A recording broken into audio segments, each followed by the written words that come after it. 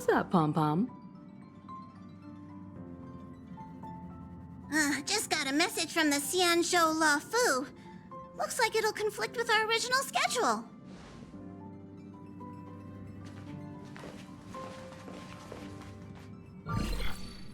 It's been a while, my friends on the Astral Express. How's your trailblazing expedition going? Soon, the Xianzhou Luofu will be holding the Luminary War Dance. Those who have aided the Luofu in overcoming the crisis are cherished allies of the Xianzhou. Thus, on behalf of the Seat of Divine Foresight, I'm extending an invitation to attend the ceremony. Your presence would be greatly appreciated. Well, things aren't getting lively. We've barely recovered from the family's Charmony Festival, and we're already being invited to another special event. Why not think about it this way? Our trailblazing expeditions are turning into blast expeditions, where we eat, drink, and play wherever we go. Blast? Expedition? Yeah, wherever we go, we eat, play, and have a blast. So we should leave March behind to take care of the Express? Hey, that's not what I meant. I'm all for some fun. I just hope there won't be any surprise party crashers, like Friday or Saturday.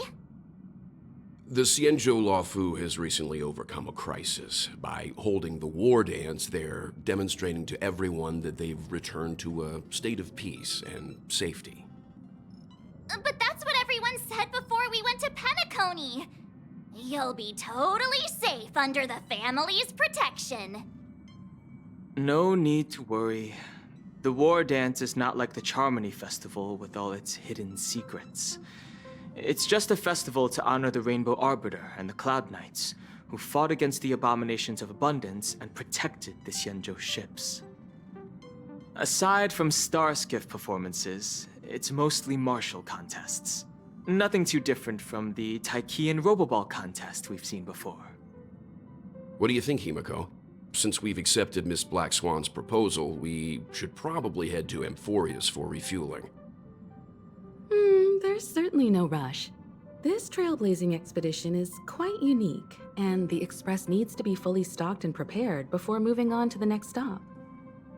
With Madame Herta's help, I was planning to deliver some Leviathan fossils from Kalinga Abyss to Ron May, member 81 of the Genius Society. It could earn us some favors before we set off. However, it may take a few weeks. So that means we're not going to the Luofu. Being an adult means maintaining relationships, whether we like it or not, March. Since we've been invited, it's only right for the Astral Express to attend the ceremony. So here's the plan. Pom-Pom will take everyone to the Xianzhou Luofu. Mr. Yang and I will meet up with Ron May and fulfill our promise. Meanwhile, you, March, and Don Hung will represent the Express and attend the war dance. What do you two think?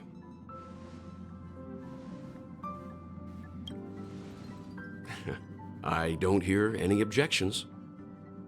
Now that everyone's on board with the plan, it's time to warp to the Xianzhou Luofu.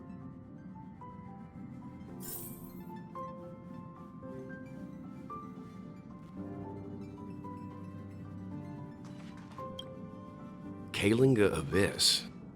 What does she expect to find there? Current research on the Leviathan merely proves how little we know about such life forms. That's why geniuses are interested in that field. Science is all about uncovering the unknown.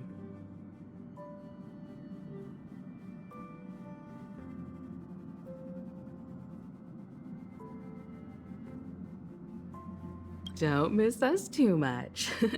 If I stumble upon some cool Leviathan fossils, I'll bring a few back as souvenirs for you.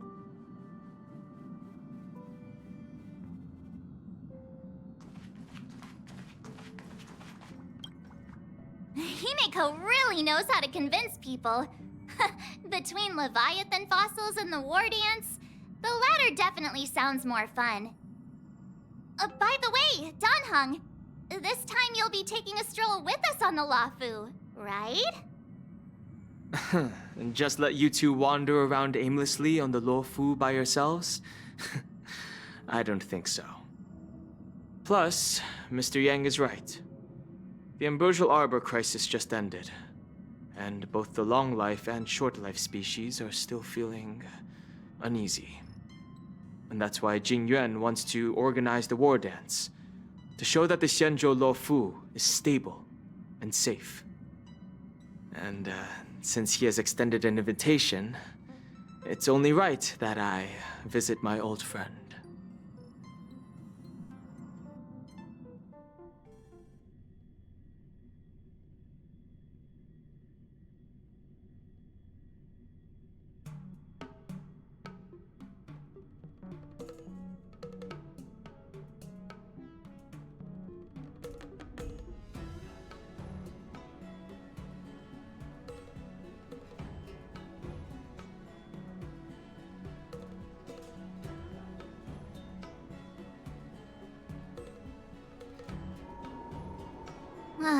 Coming back to this place brings back so many memories, you know?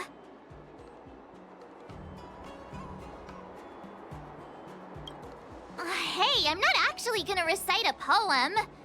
I was just thinking about all the twists and turns we went through when we first arrived on the Xianzhou. This time, we're not being forced or enticed or chasing after wanted criminals. And we didn't have to sneak in through the cargo dock. This trip has been incredibly smooth. Quite unusual, I must say.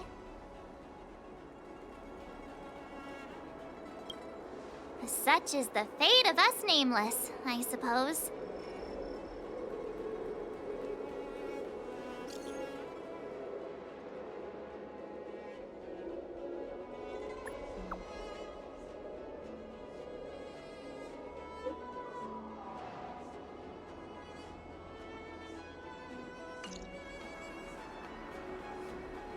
Is the Starskiff Haven always this crowded? Oh, there's so many people here. I can barely hear anything. Yanqing said General Jingyuan sent him to welcome us, but where is he? Let's wait for him in front of the loom. It's the most prominent landmark on the dock.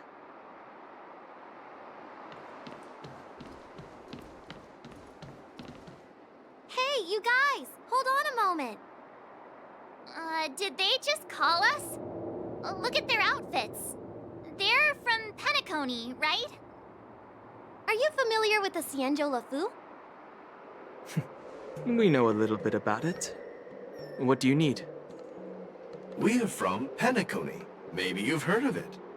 We came to this ship to gather interesting materials for making dream bubbles. Oh, we just left there. Oh, talk about coincidence. That's great. Do you know any must-see attractions on the Luofu? We did, but the locals were all like, come on, there's nothing worth seeing on the Luofu. It's so boring here. Ha! Can't blame them. If someone asked me what's there to see on Penacony, I'd probably struggle to answer too. That's why we're asking fellow tourists. Most of the tourists around at the moment are here to attend the war dance. And that's why we're here too. Yeah, we know about that ceremony. But isn't the fighting ring still closed? I've heard the ring was actually converted from a huge decommissioned Luofu fighter jet. No doubt about it. It's a massive fighter jet. It's got to be larger than a civilian starskiff. But for now, all we can do is wait until the war dance starts in a few weeks before we can board it. We've still got work to do, so we can't just sit around waiting for it to start. That's why we're asking you about some must-see attractions. We're looking for unique experiences that you won't find on Penacony. Our clients love these kinds of dream bubbles the most. You're the expert here. Give them some suggestions.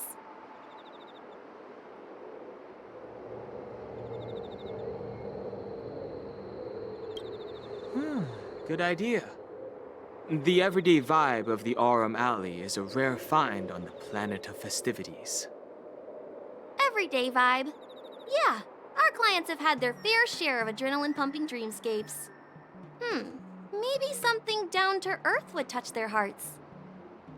Thanks for the suggestion. We'll head to the Aurum Alley to gather materials. Maybe we'll run into each other there in a couple of days. Look, Yanqing's here. Really? Let's go catch up with him!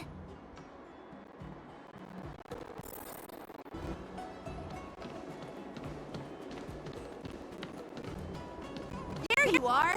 Everyone, this way!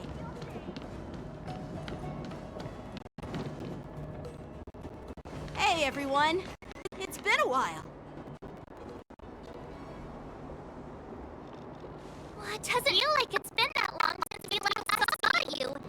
But, Yanqing, are you? What's up, Miss March? They say kids grow up really fast. Yanqing, are you a little bit taller than before? We've only been away for a few months.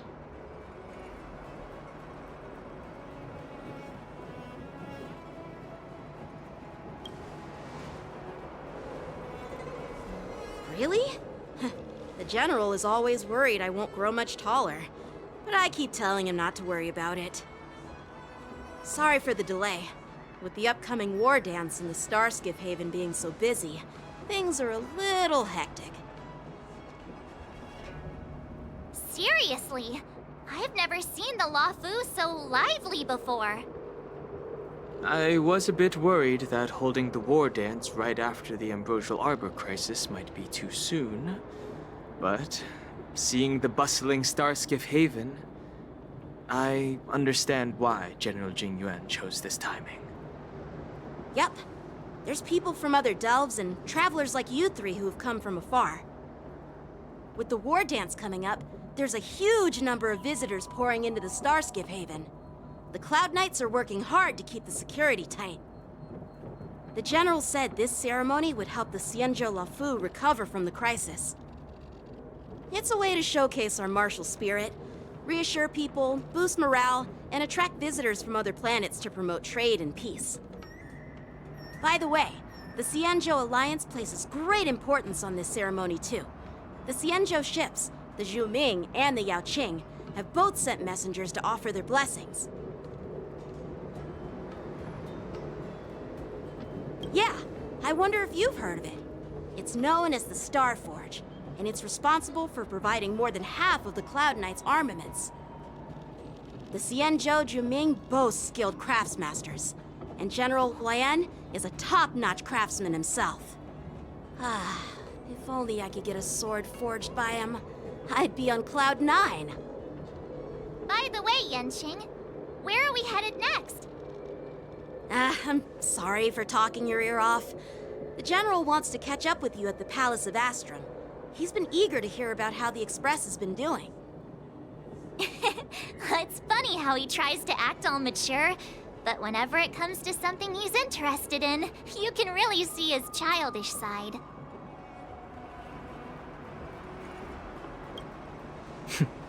I agree.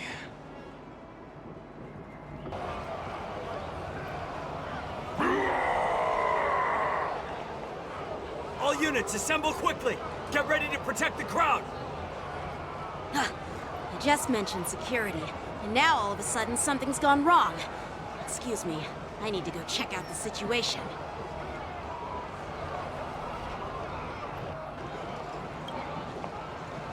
Hey, what's that supposed to mean? We'll go with you.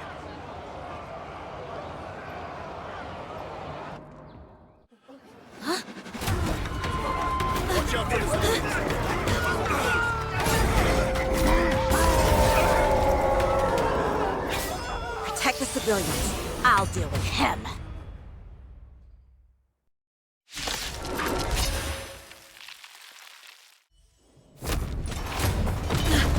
Not good.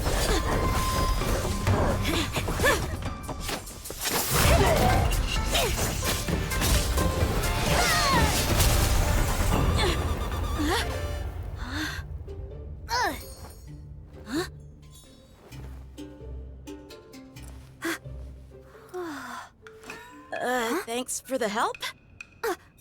Sorry, no time to chat. Could you give me back my...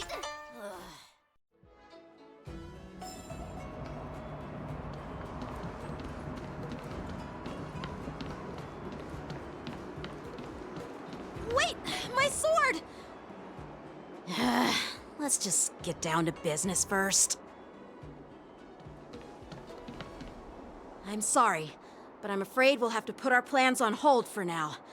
I need to find out what's going on.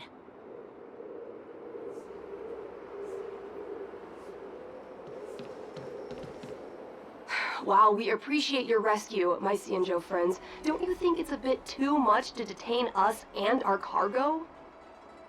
Sorry, but we've been ordered to detain you and your cargo for inspection until we figure out the source of the attack. Once we're done with the formalities, we'll let you and your cargo go. Oh, but this shipment isn't even meant for the Luofu, and it's IPC's patented technology. Who do you think you are to conduct an inspection? According to the protocol, all cargo arriving on the Luofu must go through inspection. Oh, but we didn't officially enter your dock at all. We just sought refuge in your dock because we were attacked by the Borisons. Looks like this argument could go on forever. Let's not get involved in a heated dispute that won't lead to a resolution.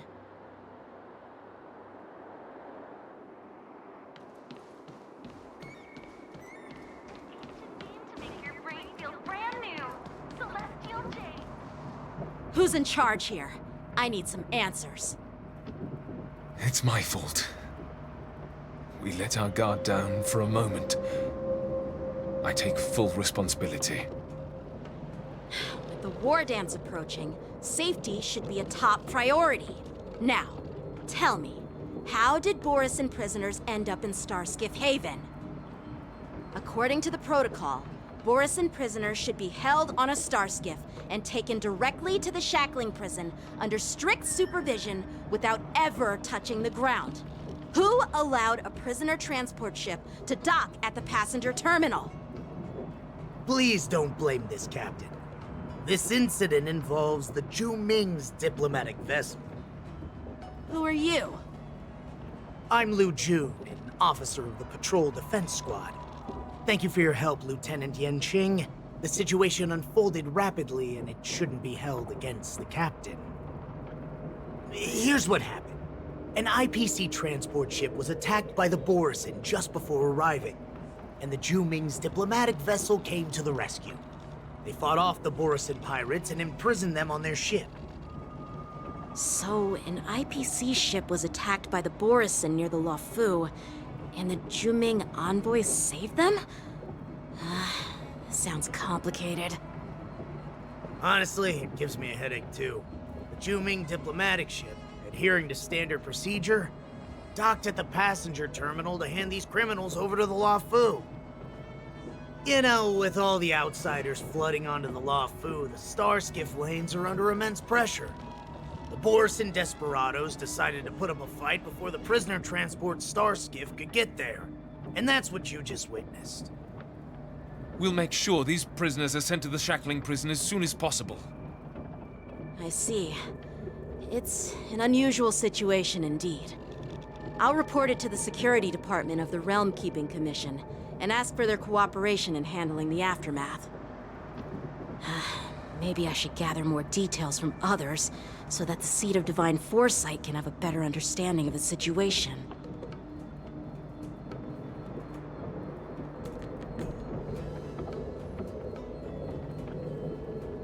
Oh, you look much mature now, Yanqing. Please don't tease me, Miss March.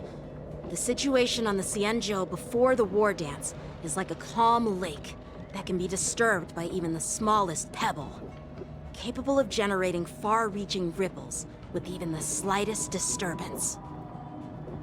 What are those people? I mean, those monsters we just dealt with?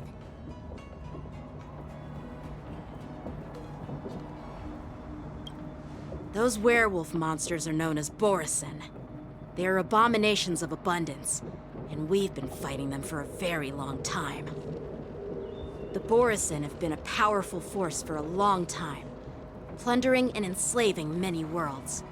The threat they pose is just as terrible as the Swarm disaster, and the Alliance even had a fierce war with them 3 decades ago. Their presence has faded over the years, but who would have thought? According to that officer, they attacked an IPC ship near the Xianzhou Luofu. Such a brazen attack seems quite unusual to me. Yeah, that's what I find strange too. It seems like the IPC and the Borison have some serious grudges. Well, enough with the chit-chat. The General wants me to take you to the Palace of Astrum. I'd love to chit-chat a little longer, but there are some things that can't be left unchecked. Is it a serious matter? Maybe you'll need our help in hunting down the Borison? Thank you, but it's no big deal. By the way, that young lady who just appeared, she took my sword.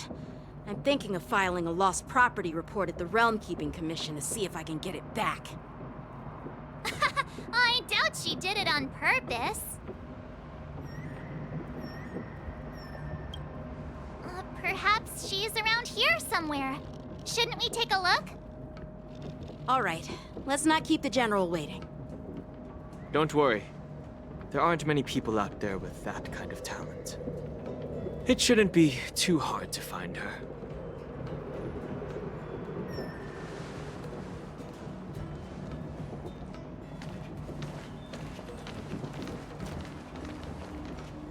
There sure are a lot of troublemakers around.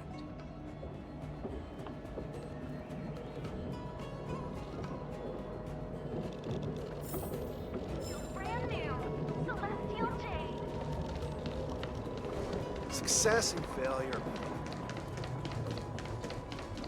How time flies.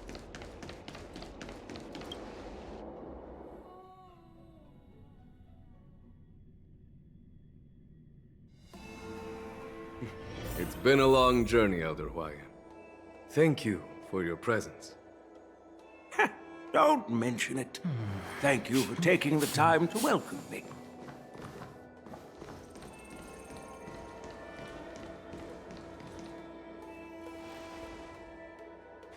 General, I brought our guests from the Express.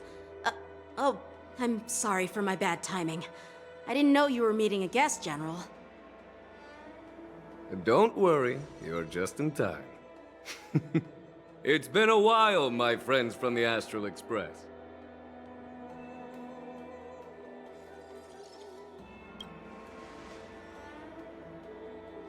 Sure, how couldn't I have? It's not often we find such moments to reunite and enjoy one another's presence. Since when did he and General Qing Yuan become such good buddies, Dan Heng? They seem to be having a great time. A lot must have happened without our knowledge. At least, I hope that's the case. Allow me to introduce you to General Huayan. He's the Arbiter General of the Xianzhou Zhuming, known as the Flaming Heart. No need to be so formal. I'm just a tourist here, no different from other tourists who've come to attend the ceremony. Elder Huayan is not only one of the Arbiter Generals, but also the Furnace Master of the Artisanship Commission. Besides his martial skills, he excels in forging various weapons. Such talents are unique, even among the Arbiter Generals. Be it Arbiter General or Furnace Master, these are merely titles given to me long ago. I've retired several times already, but with the current change in circumstances, the Marshal has called me back to duty, and I had no choice but to answer the call. Well, in the end, I'm to blame. Living such a long life naturally brings its share of disapproval. It's an honor to meet you, General Huayan. It's my honor to meet you. General YN?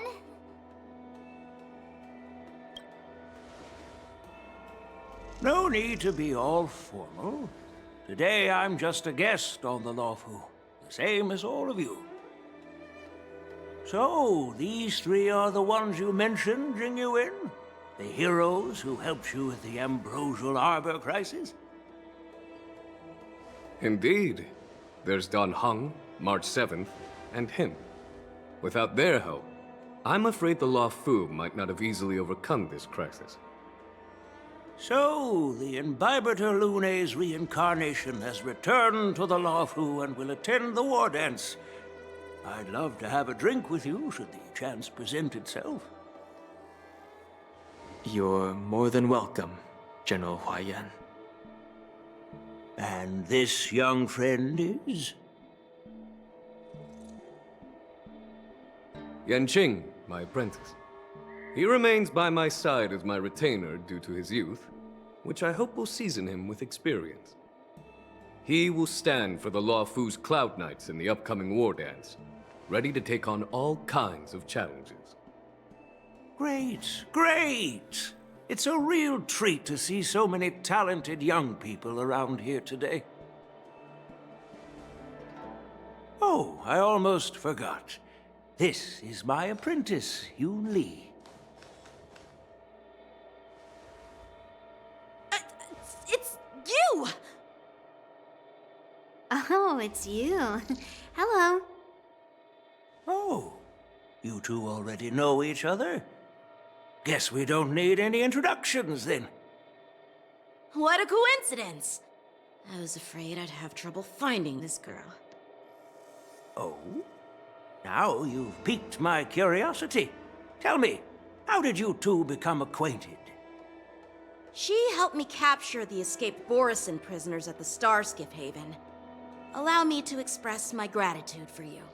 But when you left, you took my flying sword with you. Your flying sword? Oh, so that's why I found a dagger in my bag. Turns out it's yours. Yes, it is. Now that we've met again, I hope... Nope, that won't do. Won't do? You want your sword back, right? Well, you can't just take it back. On the Juming, when you lose your sword on the battlefield, you have to reclaim it on the battlefield. As for this little sword, it was supposed to strike that escaped Borisin prisoner. But unfortunately, its owner's agitated state caused it to fly off like a kite with a broken string, and it missed its target.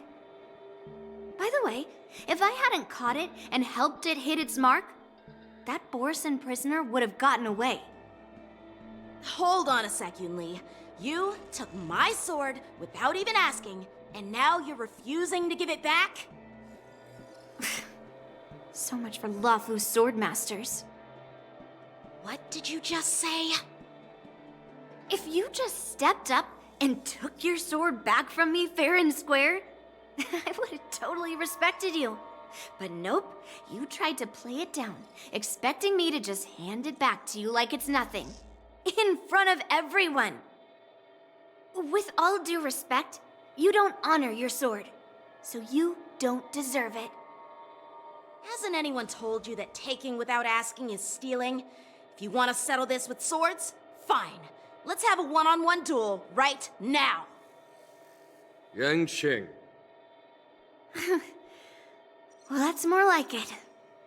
Just be careful, because I'm not as easy to handle as the Borisin.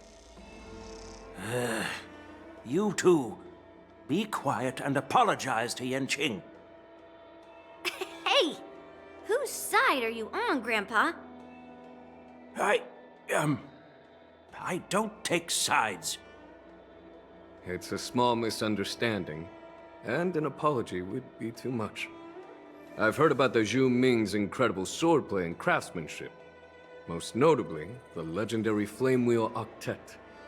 Seeing Miss Yoon Lee, who is among those ranks today, well, I must say she definitely has that fiery edge. Such grandiose names. Some folks love to spin these fancy titles, trying to set the Cloud Knights apart. Yun Li is still just a young girl, a bit awkward and hot-tempered, so please forgive her if she's being rude. Well, everyone, Elder Huayan and I have some business to discuss.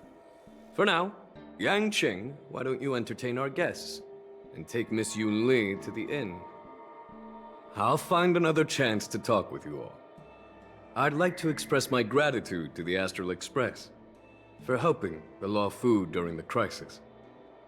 That's so kind of you. I mean, you've already thanked us so many times. Please forgive me for coming at an inconvenient time.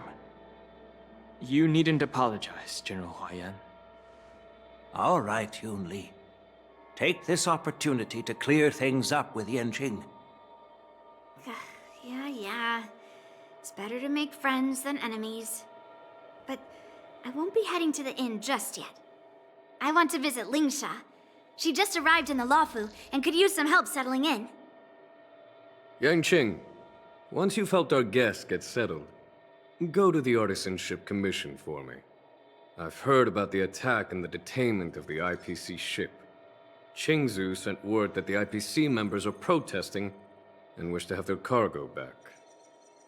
See if you can calm them down. Don't get aggressive. Just make it clear that the Xianzhou Luofu has no intention of violating their rights. I'm on it.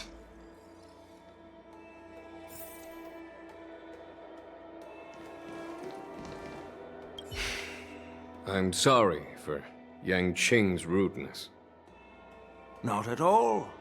Taunted by Yun Li like that, even a training dummy would be angry. You've taught your apprentice well. If it were me in my younger days, I'm afraid I'd have drawn my sword and fought. Yanqing can understand your concerns. On the other hand, Yun Li is still a naive girl who's only interested in swordplay. Honestly, I brought her here to participate in the war dance because I want to broaden her horizons.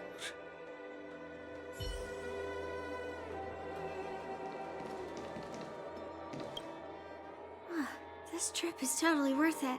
Compared to the Juming, the Luofu is so much livelier. But it's a shame the Luofu swordmasters don't seem that great. Glad to meet you too. Are you here to participate in the war dance?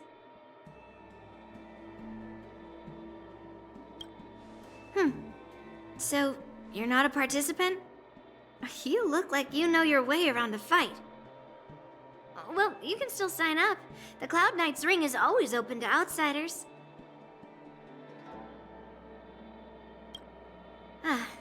That's how outsiders refer to my peers in the Juming Cloud Knights and the Artisanship Commission. We all train under Grandpa's guidance, learning the art of craftsmanship and swordplay. That's how we got that title, I guess. Just don't mention it in front of Grandpa. He always says that empty titles bring pointless challenges and conflicts. We Juming swordmasters pride ourselves on the success of the group over the individual. I have some things to do. Besides, little Yanqing doesn't seem too happy about me tagging along.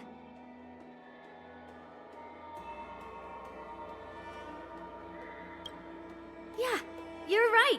I took it with my skills. So I guess you can say I'm a robber or something. How dare he imply I'm a thief? Totally different. Besides, the sword seems scared of its own master. I'd like to ask him, you claim to cherish your sword as your life, yet you don't even recognize the state it's in right now? I didn't intend to keep his sword. I was planning to take this chance to return it to him. But now, I've changed my mind. I'll give that poor flying sword some proper maintenance. I won't consider returning the sword unless he learns how to say please, hello, thank you, and sorry. so he can forget about it for now.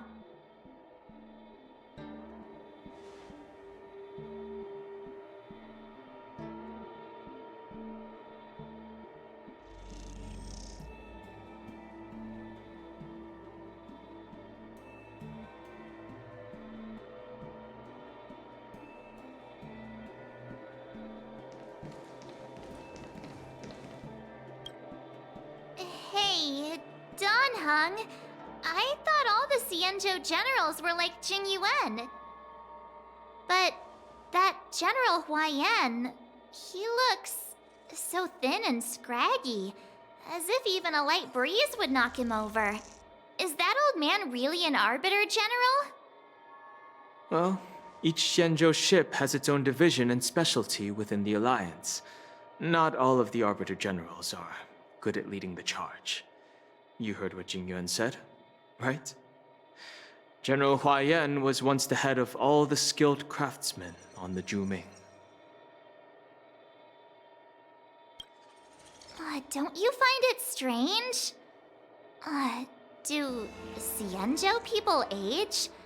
I rarely see any old people on the Xianzhou ship, and when I do, they're usually travelers. But General Huaiyan looks like an ordinary old grandpa. Is he really a Xianzhou general? Good question. He's right there. So why don't you ask him yourself? Nah, I'd like to live a little longer. We should leave.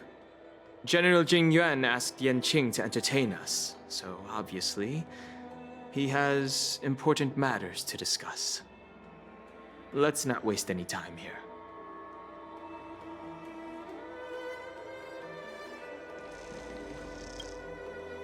This is the report Xianzhou just sent me. Let me take a look.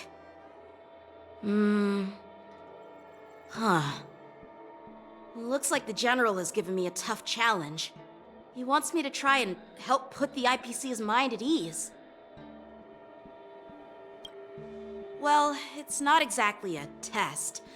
As Cloud Knight officers, we not only learn the art of war and martial arts, but also occasionally have to handle diplomatic disputes. It's just, talking things out isn't as straightforward as duking it out with weapons on the battlefield.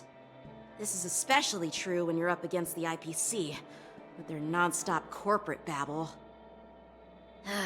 Well, let's not worry about that for now. Shall I take you to the inn?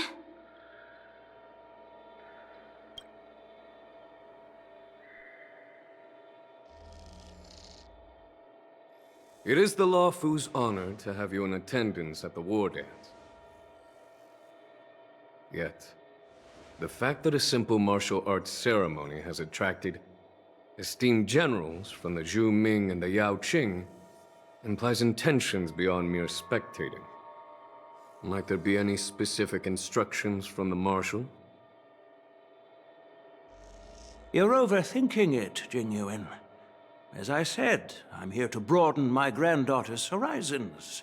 I have no ulterior motives. However, I have no clue what the Yao Qing Arbiter General has in mind.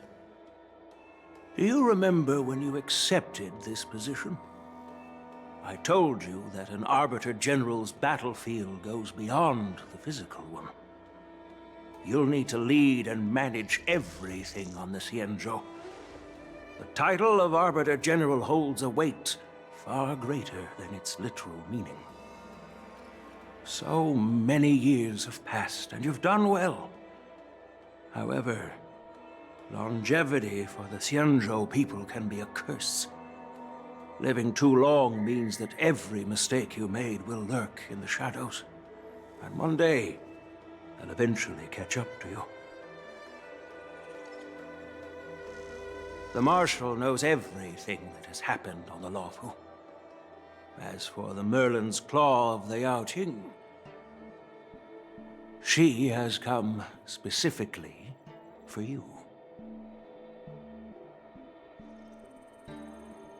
Speaking of which, why hasn't she arrived yet? They say the Merlin's claw strikes like lightning. Being late isn't her style. That's not true, General Huaiyan.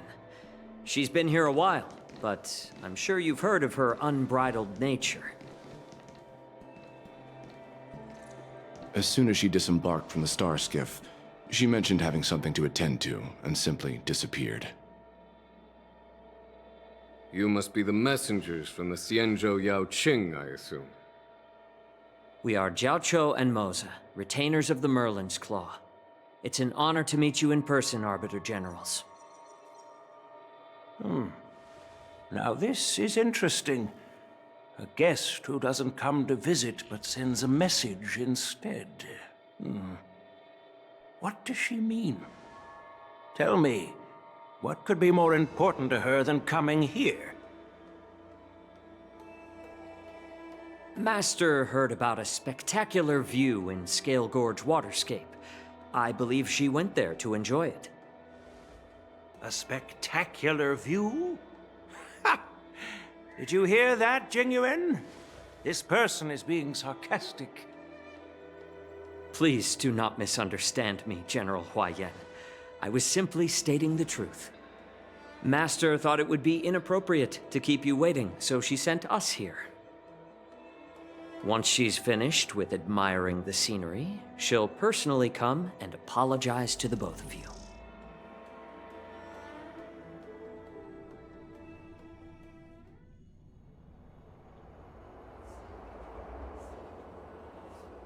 Drat, I forgot to ask Yun Li to return my sword.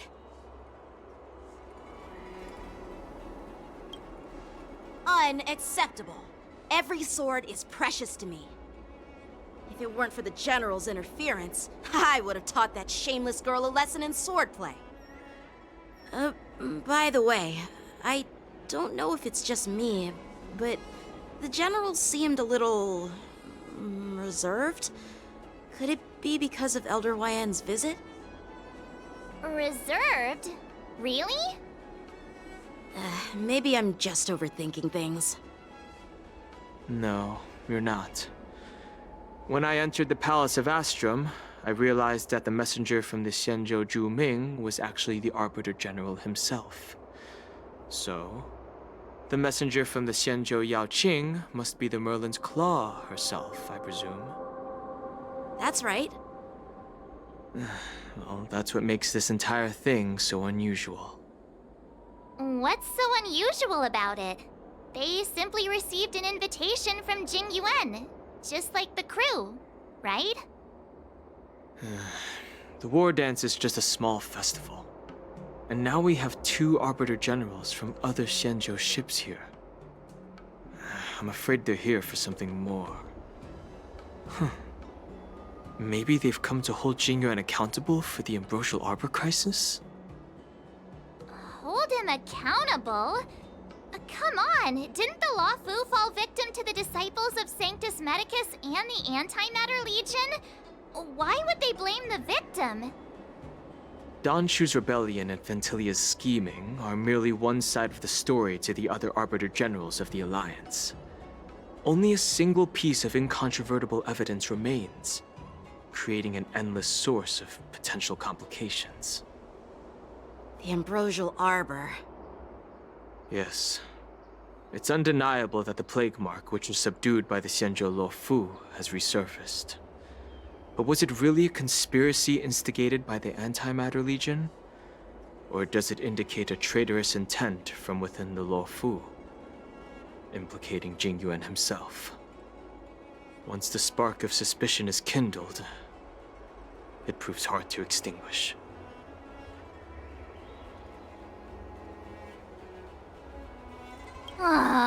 What was I thinking? Seriously, here I was looking forward to a carefree and enjoyable trip. But it seems wherever we go, drama is just around the corner. Aw, I was so excited. I thought those Arbiter Generals were just here to see the ceremony. By the way, I heard that an alchemist from the Zhuming diplomatic ship has arrived, and rumors say that she's to be the new Cauldron Master of the Alchemy Commission on the Luofu. An alchemist from the Zhu Ming serving as the cauldron master on the Luofu? While it's not unheard of, the timing itself... Thanks to your words, Mr. Dan Heng.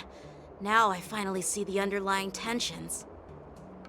The General is under tremendous pressure right now, but I was completely oblivious to his troubles. How naive of me. Come on, don't think like that. Leave the adult matters to the adults. Even if you wanted to do something for the General, it's not like you can do anything. Did I say something wrong? Again?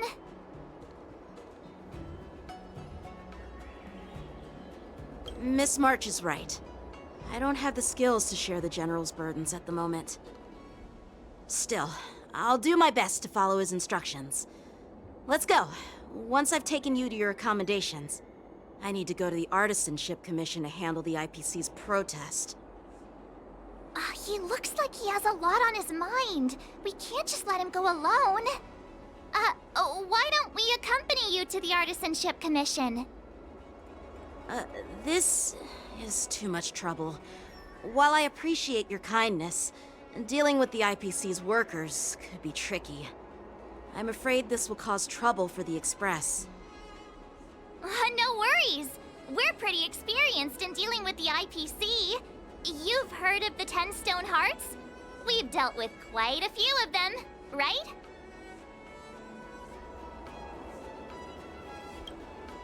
Hey, who's bragging?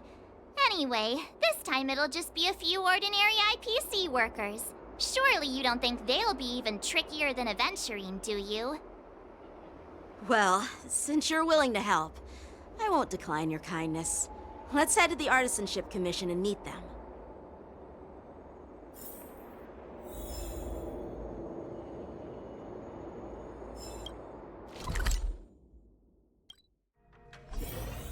Can I really reason with you Xianzhou people? I think I get it now. In your words, this is called looting a burning house, right? But I am trying to reason with you here.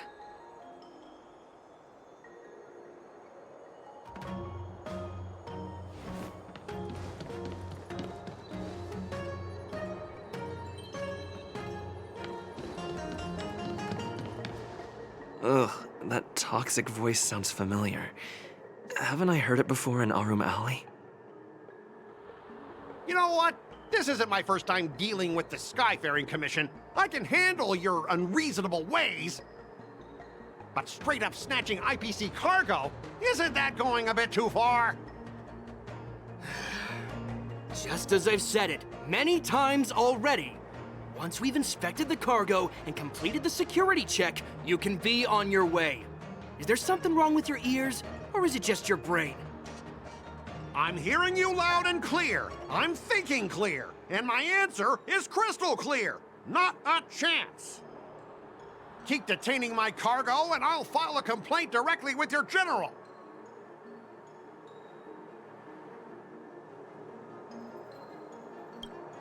You jerk! Who are you calling a dog? Wait, why are you here? You're staying on the Xianzhou, are you? What terrible luck! Wherever you go, disasters aren't far behind. Aren't you the guest from the Astral Express? What brings you and Yanqing to the Artisanship Commission?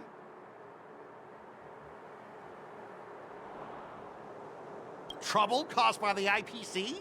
I'd say it's caused by the Skyfaring Commission. Looks like you've met this IPC worker before. I'm not sure if that's a good or a bad thing. I was sent here to deal with the IPC protest, Miss Shikui. What's going on here? As you know, this IPC transport ship was attacked by the Borisin and rescued by the Juming's diplomatic ship. Then the Cloud Knights were instructed to bring it back to the dock for repairs and inspections. And this is Mr. Scott, the person in charge of this transport ship. So, you're Scott. I've heard him mention you. Weren't you kicked off the Luofu before? Why did you come back? Like I wanted to come back. I thought I'd just dock at the harbor for repairs and leave this forsaken place for good. Little did I know, as soon as the ship entered the harbor, a bunch of Cloud Knights showed up and snatched all our cargo from the hold. What do you mean by snatched? I've told you 1,000,000 times. It's a security check. Then why did you bring the cargo to the Artisanship Commission? You even brought in some shady craftsmen. It's obvious you're trying to steal the IPC's patented technology! Listen here. Firstly, the Skyfaring Commission detected dangerous items that could possibly be weapons in your cargo hold. That's why they called me here, to double-check. Secondly, where the heck did you get the idea that I'm a shady craftsman? Even if there are dangerous items, what do they have to do with you? It's not even being shipped to the Luofu. We'll just fix the ship and be on our way. We won't unload our cargo here. But you'll have to stay in the port for several days before your ship is repaired and you can take off again. How can we just leave unchecked items sitting here? I understand, but we don't need to disassemble the cargo if it's just a security check, right? In most cases, we don't. However, our scans discovered that the cargo doesn't only contain machinery, but also some substance that resembles biological tissue. Biological tissue? Does this crate contain living things? I'm afraid we'll need to wait for the Alchemy Commission for further confirmation. In any case, according to our regulations, we need to unseal one of the crates for further examination. But this IPC specialist has been hindering us on the grounds of patent secrecy. The Alliance's regulations on biological products are very strict. Without further inspection, there is no way for the Skyfaring Commission to release the cargo. Oh, really? Fine! If anyone lays a finger on that shipment, they'll have me to deal with. It doesn't matter if it's mechanical or biological. It's none of your business. I'm filing a complaint against the Skyfaring Commission's ridiculous regulations. This Mr. Scott seems stubborn and difficult to persuade. Honestly, I really don't want to have a vicious confrontation with the IPC.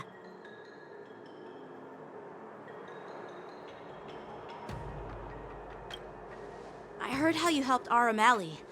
The IPC representative back then was Mr. Scott, right? Since you've dealt with him before, it looks like I'll have to rely on you again. What are you guys whispering about over there? Just hurry up and give us back our cargo.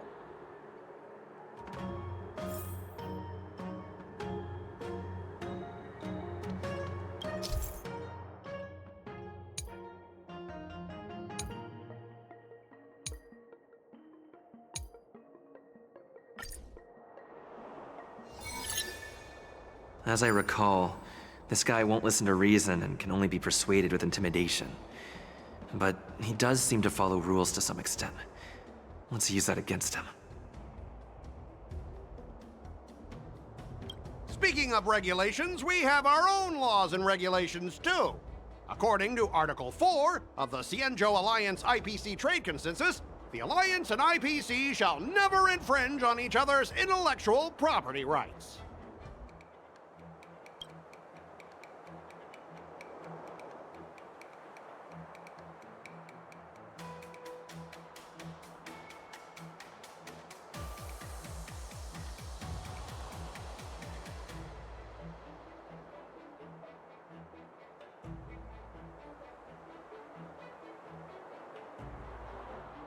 The Alliance can sign a non-disclosure agreement with you. That way, you won't have to worry about any infringements, right? We can sign a mutually acceptable non-disclosure agreement in accordance with the IPC's rules. Well, that makes sense, but how can we trust you to honor the terms? Even if we set aside the secrecy of intellectual property, these prototypes built by the Intelligentsia Guild are incredibly valuable, beyond your wildest imagination. If anything goes wrong, you won't be able to pay for it even with your lives.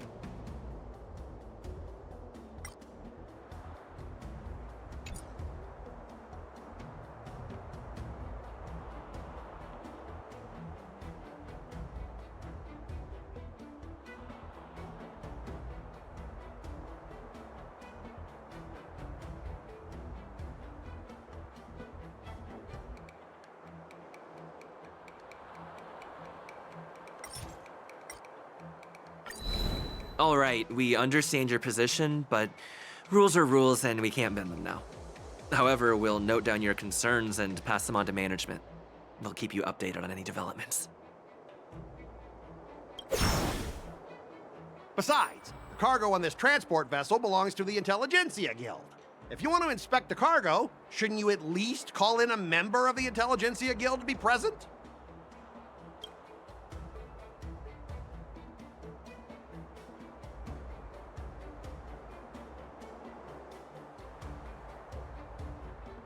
I'm pretty tight with Dr. Ratio from the Intelligentsia Guild.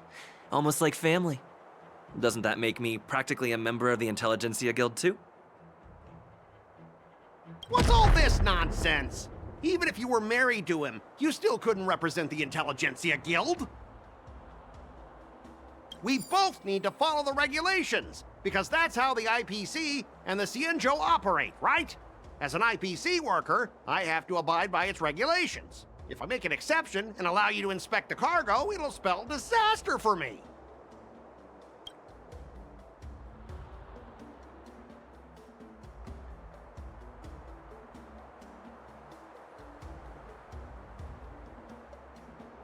Everyone has their own set of rules. Now that you're on their turf, shouldn't you follow their rules too? Yeah, I get it. I know I'm on the Xianzhou, but if I violate the IPC regulations, I'll be in deep trouble when I get back.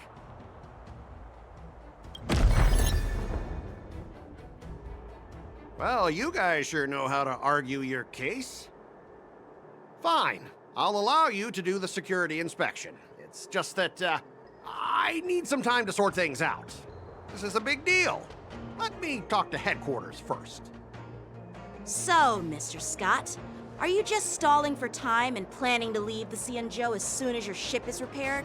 To avoid the Skyfaring Commission's inspection?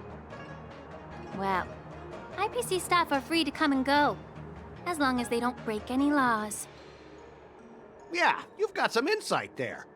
Who are you again?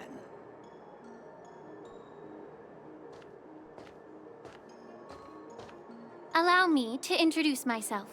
I'm Lingsha, Cauldron Master and head of the Alchemy Commission on the Luofu. Could she be? Yeah, she's the new Cauldron Master assigned here from the Xianzhou Zhuming. I received a report from the Artisanship Commission about cargo containing samples of unknown organisms. It said they needed help from the Alchemy Commission. I had nothing better to do, so I came myself. It's fine, Mr. Scott. If you really don't want your cargo to be inspected, it doesn't matter. It doesn't matter? How can you say that? Why are you being so nice all of a sudden? Well, since you're not going to check it, I'll take this crate and be on my way. Is that okay with everyone? Yeah, sure. Why should I object? Not only this sample, but all the goods on the transport ship are yours to keep. Like I said, we won't inspect them. Wait a minute!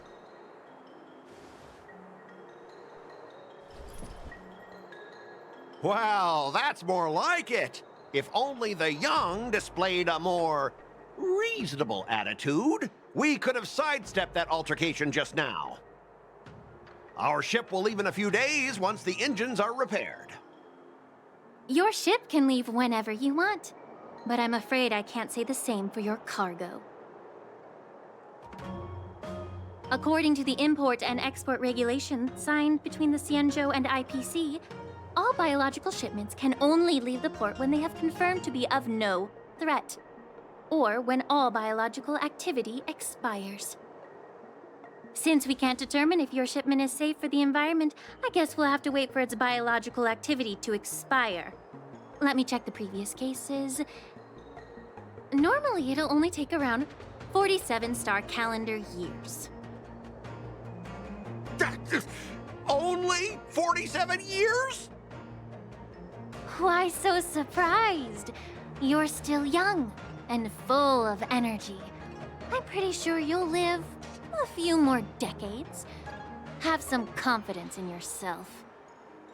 Ha! Typical of a long-life species. Your words are dripping with sarcasm. While you may not care about time, I do. I'll be demanding double compensation from the Skyfaring Commission for every minute wasted. Sure thing, Mr. Scott.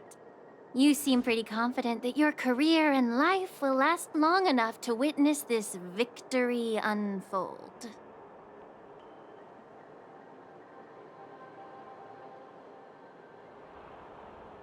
Step aside, guys. Let them do the inspection. But, Mr. Scott... Come on, we're already in enough trouble.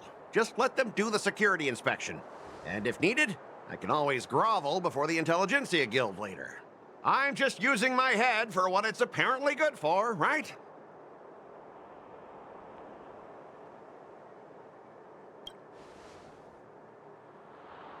Well, honestly, at least you're not as annoying as that woman. Just get on with the inspection. Don't act all chummy with me now that you've got your way. This lady is really something else.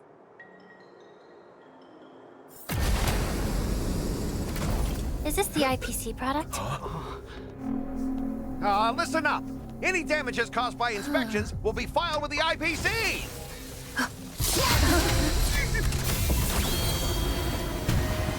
Turn it off!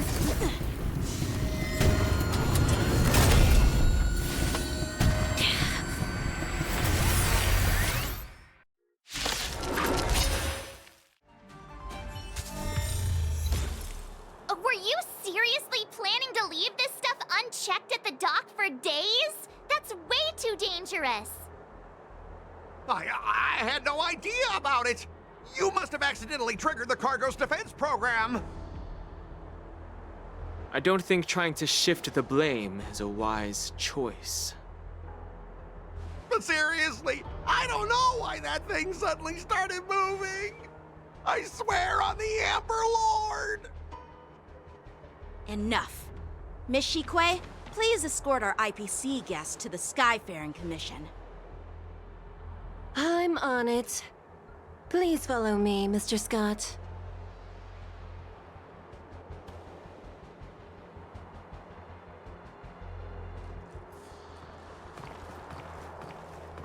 Gentlemen, our preliminary inspection shows that there is indeed hidden biological tissues inside, just like the craftsman feared.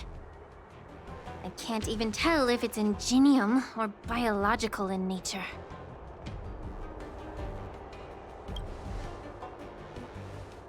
The core of this device is what they call wetware in industry slang. To put it simply, this machine operates with a kind of biological nerve as its control center. I'll take some samples for the alchemist to analyze and figure out where the biological tissue comes from. Why would the Intelligentsia Guild use such unethical technology? Perhaps they're trying to create a new weapon? Whatever the reason is, it's probably why the Borisin attacked the ship. No wonder the IPC were trying to obstruct our inspection. I'll contact the Ten Lords Commission and ask the judges to come and give their final verdict on this. According to our rules, all prisoners and weapons involving dangerous creatures must be taken to the shackling prison for further sentencing. After all, it's the safest place on the Luofu. As for you, Mr. Craftsman, please go with the Cloud Knights and explain the situation to the judge.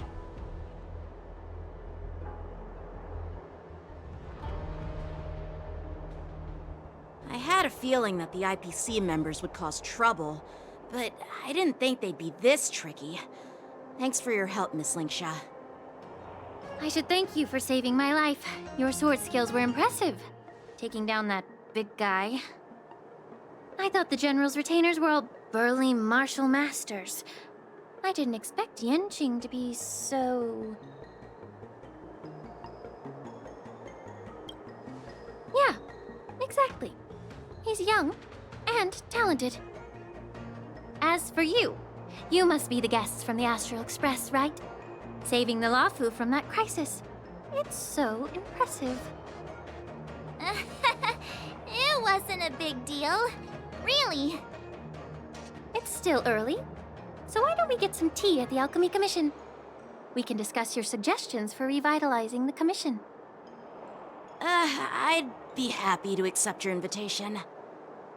And you three are coming too, right?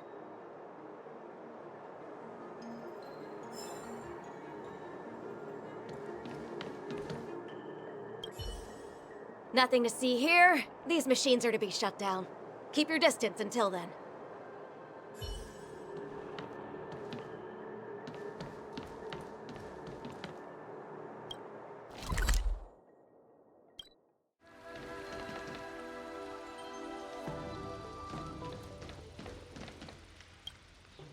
Hey! You're back! Why didn't you say anything in the group chat? I'm on duty. Let's catch up later.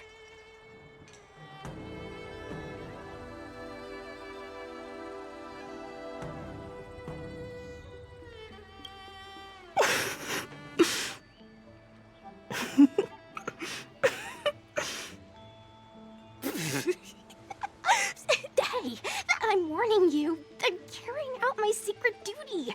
It'll be annoying if you keep cracking jokes like that. Stop hanging around here and find something better to do.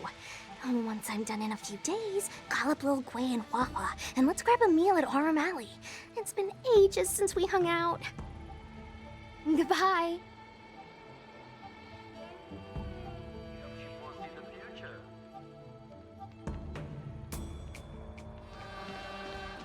I'm here to pay my respects to the new Cauldron Master. All these years, and the view at the Alchemy Commission hasn't changed a bit. The tides come and go, but the ancient sea remains the same. For us Vidyadhara, there's nothing more nostalgic than our homeland. You're a Luofu native, Miss Lingsha? Yes, I grew up here, listening to the sound of waves while researching prescriptions with my mentors and peers at the Alchemy Commission. It's kind of sad, isn't it? Everything changes, but somehow remains familiar. Just like you, Dan Heng, I traveled far from home, and now I've returned. Seeing the familiar scenery brings back a hint of nostalgia. The view here would be even better without the ambrosial arbor. Oh, really? I think that towering tree looks pretty impressive. Even if it's impressive, it's a plague mark. The Xianzhou have been fighting abominations for thousands of years. And now that the ambrosial arbor has been reborn, it's only natural for everyone to feel uneasy. Well, once a seed is planted, no matter how long it takes, it'll eventually sprout and bear fruit. In my humble opinion, the rebirth of the ambrosial arbor and the resurgence of the disciples of Sanctus Medicus were inevitable. The seed was already planted when the ancestors of the Xianzhou sought immortality.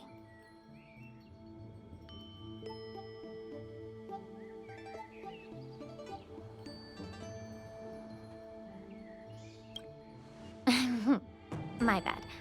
Well, since you went through the entire ambrosial arbor crisis firsthand, Dan Heng and Lieutenant Yanqing, I'd like to discuss something with you. What would you like to discuss, Miss Lingsha? I was lucky enough to be chosen by the Alliance to come in and clean up all the old grime in the Alchemy Commission. Honestly, the Alchemy Commission is riddled with problems and has reached a point where fixing it seems impossible. I'm looking to remedy this problem, but was wondering if you could provide any insights. Well, even though I'm a Vidyadharan like you, I'm an outsider, just like my companions here. I can't really say much about a remedy, but I do have a piece of advice, Miss Lingsha. The Vidyadhara and the Alchemy Commission on the Luofu have always been intricately connected. If you cannot distance yourself from these ties, Miss Lingsha, changing the situation within the Alchemy Commission may be quite challenging. I may not know about politics, but I do know that the disciples of Sanctus Medicus have been operating within the Alchemy Commission for years. If you're determined to root them out, maybe you should discuss it with the General. I see. Thank you for your valuable insights. While the Lux Arrow from the Rainbow possesses unparalleled power to sever the Ambrosial Arbor, it can't sever mortals' desire to prolong their existence. Just like how the Cloud Knights can eliminate the remnants of the disciples of Sanctus Medicus, but are unable to calm the hearts and minds of the people within the Alchemy Commission.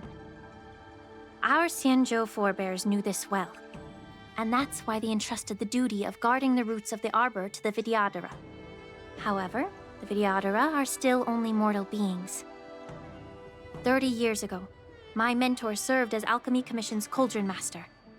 She recognized the emerging undercurrents and sought to cleanse the source of the disturbance. Unfortunately, even though she was skilled in the art of healing, she didn't understand the human heart or how to eliminate the sickness lurking within the depths of the Alchemy Commission. In the end, she was framed and exiled to the Juming. I was also implicated and had to leave the Luofu. And guess who arbitrated the case and handed down the sentence? None other than General Jing Yuan himself. What? You heard it right. The ones responsible for the corruption in the Alchemy Commission are not just the remnants of the disciples of Sanctus Medicus, but even the Divine Foresight himself.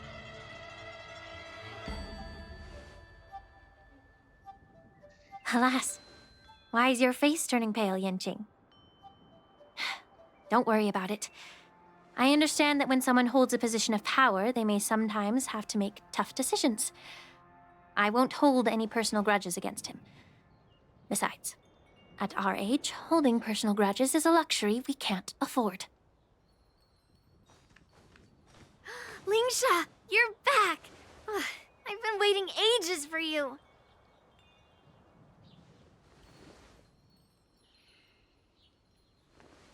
Yunli! Why aren't you with your grandpa? What brings you to the Alchemy Commission? Well, let me take this opportunity to introduce you to Yanqing. What a small world. You stole my sword! Give it back! I see. Let's skip the introduction part then. Why do I keep bumping into you? Are you stalking me or something? Of course not. Unlike you, Miss Yunli, I have important things to take care of. You, on the other hand, seem to have all the time in the world to wander around without returning my sword.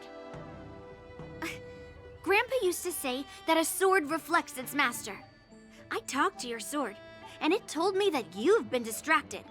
You hesitate when you should strike, and you struggle to stay calm when your sword is unsheathed. Now that I see you again, I realize your sword was right. It wasn't me who took your sword. It was you who lost focus. Do you really expect me to believe that nonsense? I've been taking it easy on you because you're a guest from the Juming, but you're not taking the hint. Don't people from the Juming know you're supposed to return what you've borrowed? Just look at this flying sword. Even if I gave it back to you now, it'd just be taken away again in a few hours. You know the Cloud Knight saying, a Cloud Knight must never let slip their weapon, yes? Well, sure, I can give it back to you now, but on the battlefield, that's a whole different story. Poor flying sword. Fine! You don't have to give it back, because I'll take it back myself!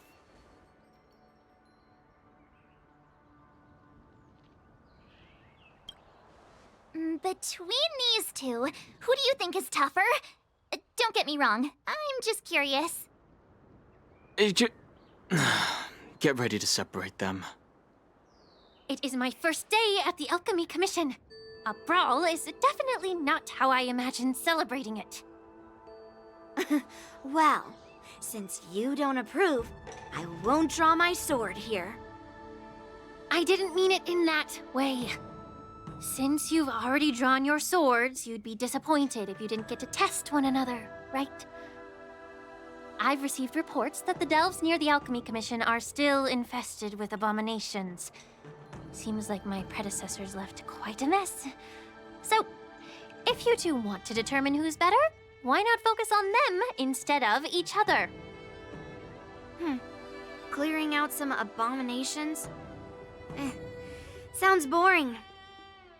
It's the Cloud Knight's duty to eliminate those abominations. You don't have to ask me twice, Miss Lingsha.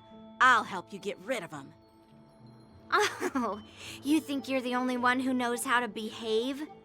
If Lingsha needs anything, I'll gladly draw my sword and help her out. It's so heartwarming to see both of you being so sweet and caring.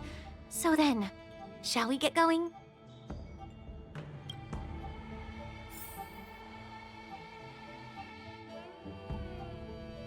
Ever since the disciples of Sanctus Medicus were eradicated, their experimental abominations have been festering here. If you want a contest, I'll be the referee. The one who kills the most abominations within an hour wins. Lingsha, as always, you're still an expert in making unpaid work sound so noble and grand. It's for your own good, little Yunli. While you desire to compete against each other, I don't want to see either of you getting hurt. That's really thoughtful of you, Cauldron Master. So, are you both ready?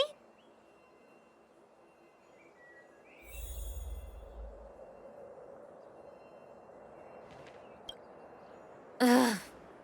Looks like my predecessors left quite a mess. Let me say it again. The one who kills the most abominations within an hour wins. Be careful when you draw your swords, and make sure you don't hurt each other. Can we start now, Lingsha?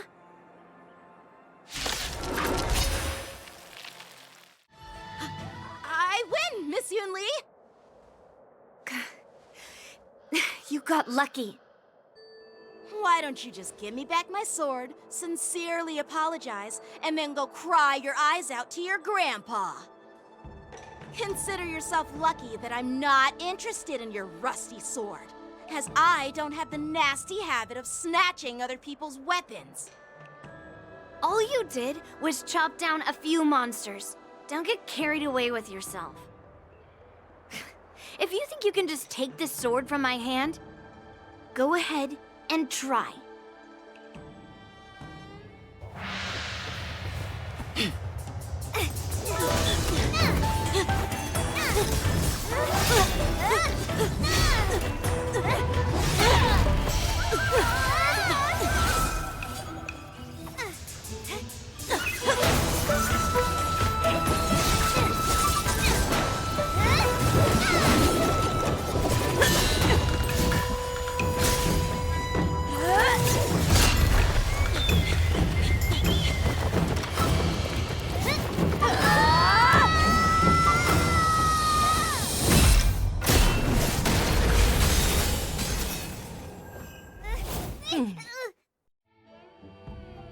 Well fought, my young friends.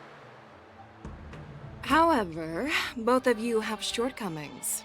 One of you focuses on dodging and weaving, while the other relies on brute strength, trying to take down targets with a single strike. Who are you? Me? I'm just a patient seeking medicine from the Alchemy Commission. A passerby, if you will. I thought I'd see my fill of impressive fights during the war dance. Yet here I am, able to witness a remarkable fight at the Alchemy Commission, of all places. Well, the Luofu is never short of surprises. However, I have a small suggestion for you. Why don't you settle this dispute fair and square in the war dance's ring? That way, you can resolve your differences with a proper duel and put your grudges behind you. Grudges? No, not at all. Yunli and I, we were just sparring. Sparring? You summoned your flying swords and she swung her sword with full strength. No grudges between you. I don't believe it. Aha! What brings you here, Lady Feixiao? Have you finished your health consultation with the Dragon Lady? Feixiao? Grandpa always talks about you. Could it be that you're... The Merlin's Claw of the Xianzhou Yaoqing? Looks like I'm quite famous on the Xianzhou Luofu, too. Of course. Everyone has heard of the great general. Known to all, and unbeknown to none. Great General? Isn't that title a bit too narcissistic? I don't like it. Ooh, I heard there's a dozing general on the Luofu, so I came up with a humble nickname for myself. The Lacking General. Lacking in worries, regrets, and rivals. Sounds much better, right? Yeah, that's a befitting title that sounds both humble and impressive. Now that the sparring session is over, Yanqing and Yunli, shouldn't you politely thank General Feixiao for her guidance and bury the hatchet? Here's your sword. Keep it safe. Or it might get taken away again. By the way, we haven't settled the score yet. I'll defeat you fair and square next time we fight. This is how she apologizes?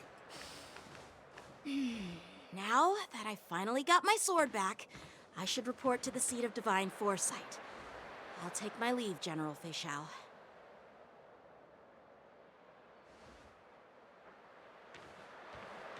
Oh, by the way, Miss Linksha, if you've got some free time, I'd like to invite you to the seat of divine foresight for a chat with General Jingyuan. I think there's more to those personal grudges you mentioned earlier.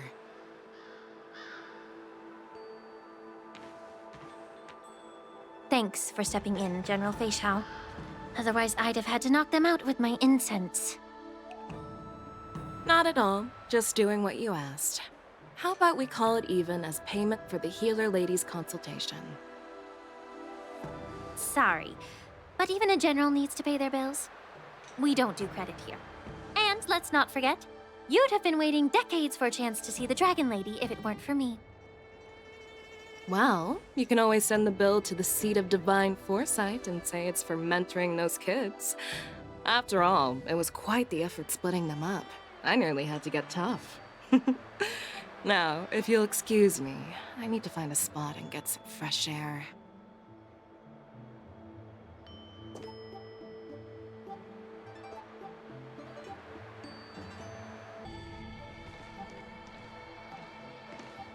Back already? You've met with Jing Yuan and wandered around for a few hours. So, what do you think? It appears that the Divine Foresight is using this war dance as a show of strength to convince everyone that the Luofu is prospering after the Ambrosial Arbor crisis. But... I know you're going to say but, right? But the influx of people attending the war dance is like a breeding ground for disorder and rumors. One wrong move, and the Luofu could be in a world of chaos. The Cloud Knights on the streets remain vigilant, so at the very least, General Jing Yuan is aware of this. As for other matters, I'm unable to say.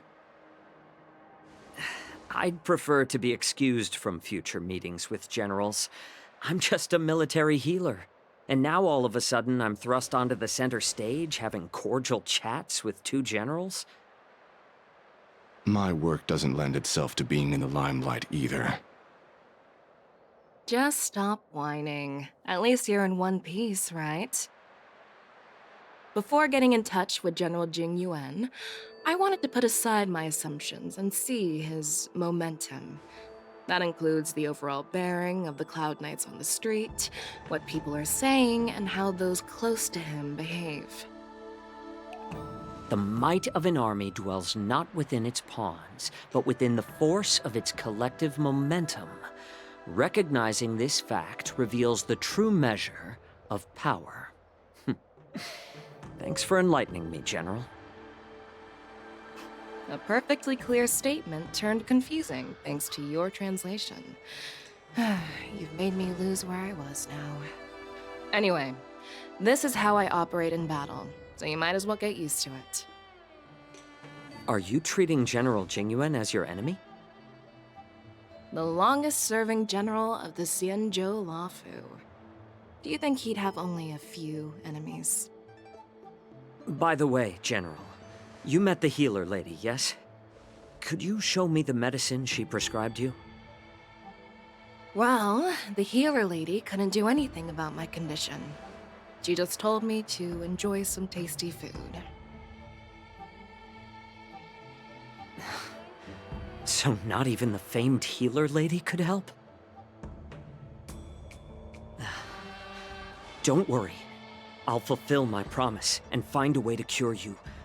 Actually, I've found some leads. Well, life and death, Zhao Chou. It's all predetermined.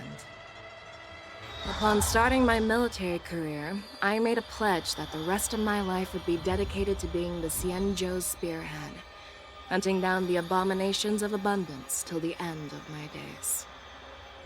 As long as I can fulfill that deep-seated desire, I don't care how long I live. You asked if I view General Jing Yuan as my enemy. No. My real enemy has always been myself.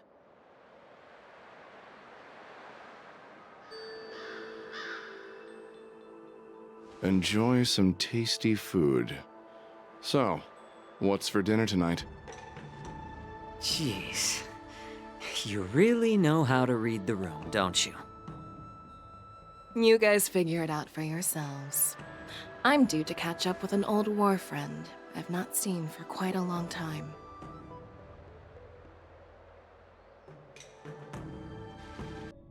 Hey! Was that the Yaoqing general who just dropped in out of nowhere? Oh, she's so awesome! I mean, when Yun Li swung that massive sword, she just casually blocked her attack with ease. Mine too. Yeah. But to go up against Yun Li is quite impressive, you know? That aura of heroism and grace. It almost makes me want to learn Xianzhou swordplay. You think so too, right?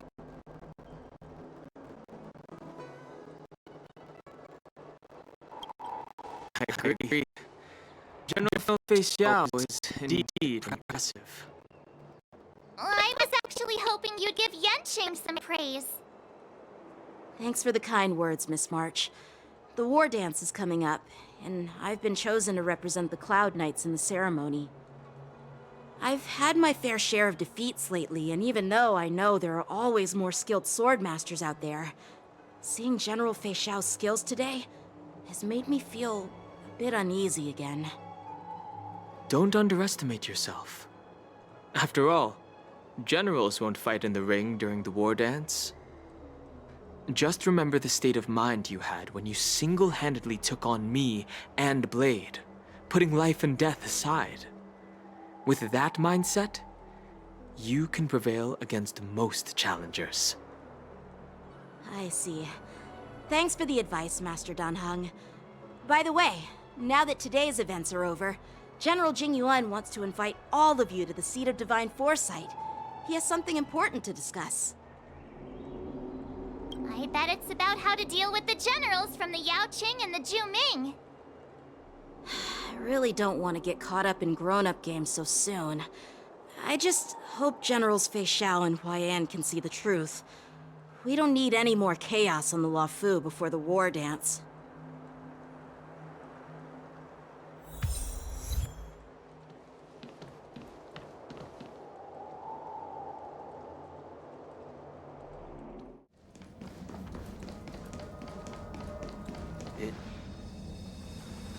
Earlier at the Palace of Astral, I introduced these guests from the Astral Express to you, Elder Huayan. But with all the people around, we only exchanged pleasantries. Now, I'd like to officially introduce them to you. These three braved great dangers, accompanying me into perilous places, defeating the chief culprit Vantilia, and uncovering the conspiracies of the disciples of Sanctus Medicus. If you wish to know more, please, feel free to ask us. Well, I skimmed through the reports about the Arbor's rebirth from the Master Diviner Fu Xuan.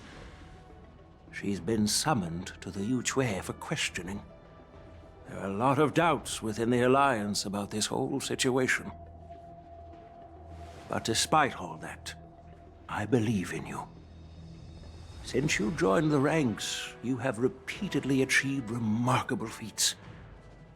After the High Cloud Quintet each went their separate ways, despite the many criticisms within the Alliance, the Marshal still stood firm against the dissenting voices and entrusted the Luofu to you. Over the years, you've served the Alliance with loyalty and wisdom. You've taken down abominations in Thalassa, rescued the Xianzhou Yuchui from a siege, and destroyed the demonic planet summoned by the denizens of abundance. I still remember those battles vividly. There are fools who doubt your loyalty. They're happy to see the divine foresight fail because it gives them some kind of sick satisfaction. They haven't achieved anything of their own, so they feed off the failures of others. But I've seen enough failures in my time, and I want to believe that your loyalty has never wavered. So, General Fei Xiao of the Yaoqing is the only one investigating the Ambrosial Arbor crisis on behalf of the Alliance? No. I am too. This old man's words always catch me off guard. The Marshal ordered me to come to the Xianzhou Luofu, but the document only says, attend the war dance and listen to Fei Xiao's questioning.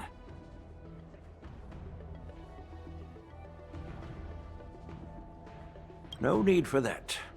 You're all important witnesses. The Marshal is well aware of Jing Yuan's purpose in holding the ceremony, and understands the situation he is facing. She mentioned it because she believes both issues are important. Thanks for your kindness and sincerity, Elder Huayan. But is it appropriate to tell everyone here about the Marshal's orders? By introducing the Express's witnesses to me alone, aren't you aiming to discern the intentions behind both my actions and Fei Xiao's? And whether there's any discord between us? Well, since I'm being open and honest with you, I encourage you young folk to do the same. As for the Ambrosial Arbor crisis, all I need to do is listen. General Fei Xiao will be the one asking the questions. To be honest, I'm more concerned about the timely start of the war dance. Oh, by the way, I've prepared a gift for the war dance.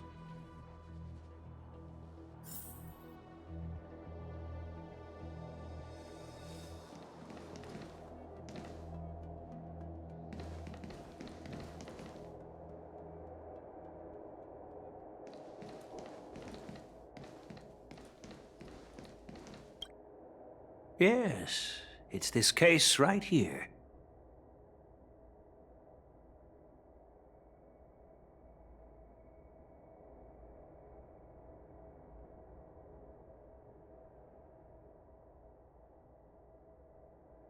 There will be numerous contests and celebrations during the war dance, and the main event will be the Ringmaster's Challenge. The host will dispatch a skilled warrior to take on challengers from all over the cosmos, showcasing the excellent martial arts of the Xianzhou Luofu. When you mentioned that the Astral Express would be attending the ceremony, I thought the High Elder of the Luofu would be the ringmaster. You humor me, Elder Huayan. The healer lady is just a young lady who knows nothing about martial arts. How can I assign her as the ringmaster? I'm no match to you when it comes to joking. What's this box for? Why don't you open it, General Huayan? This sword case is intended for the War Dance's award. It's empty now, but in a few days, a precious sword will be delivered and stored inside. I don't mean to boast about our skills, but this sword represents the pinnacle of the Zhuming's craftsmanship. It has a legendary history, full of heroic tales from foreign lands, tales that are too detailed to be summarized in just a few words. Since the delegation delivering the sword hasn't arrived yet, I'll just leave the case here for now. I've been wondering who would be worthy of such a sword. And then it hit me. I can award it to the champion of the Ringmaster's Challenge. The ceremony's champion is sure to be a perfect match for the sword. Moreover, I hear that Yanqing is an excellent swordmaster, and that he will be representing the Luofu as the Ringmaster, so it seems like a perfect gift for him. Thank you for your generosity, Elder Huayan. If you want to give me a sword, just say the word, Grandpa. No need to beat around the bush. You've got confidence, my girl, but I don't think you can best Yanqing. I know you're all about swords, Miss Yunli. It's just a shame that it's the sword that ultimately chooses its rightful master. Yeah, and even if someone gets their hands on such a precious sword, it'll probably end up in someone else's. The outcome of our duel at the Alchemy Commission is still up in the air. Since you're interested, why don't you represent the Xianzhou Juming and challenge me in the ring? That's exactly what I had in mind. Nobody knows who's gonna come out on top. It could be me, could be someone else. It'll probably be me. But whatever happens, it won't be him.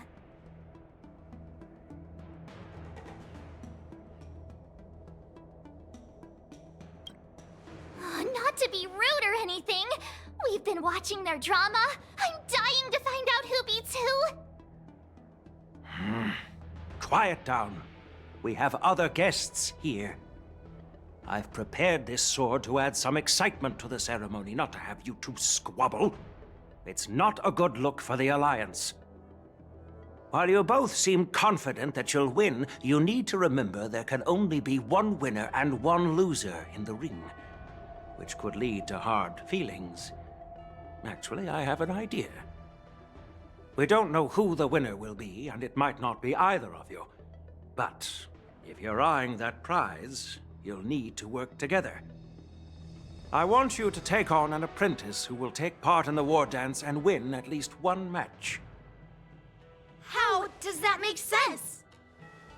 In my humble opinion, while a Cloud Knight is commendable by securing victories, it's even more so to pass on your skills and spread the way of swordplay. I'd be greatly pleased if this apprentice could represent the Express in the war dance by displaying their Cloud Knight flair and prowess. Well, Elder Huayan's idea is quite interesting. Imparting swordplay skills requires teamwork, and both the winner and the loser will learn a valuable lesson regardless of the outcome. The question is, whom should the two of them take as an apprentice? Huh? Who? Wait, me? I noticed just now that Miss March seemed quite interested in the outcome of your sword fight, so I thought, why not teach her the art of swordplay? Wait, are you serious, General? Why am I being dragged into this all of a sudden? I've never practiced swordplay before. I'm a total newbie. You really think I can learn it? Well, you'll probably realize I have no hope and give up on me. And that'd be so embarrassing.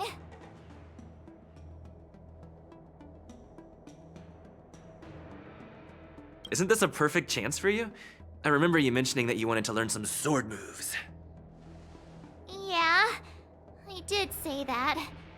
But this is all happening so quickly, don't you think? Miss March is like a piece of jade in the rough, just waiting to be shaped. The war dance is the perfect opportunity to see what heights she can reach. I appreciate your kind words, General YN.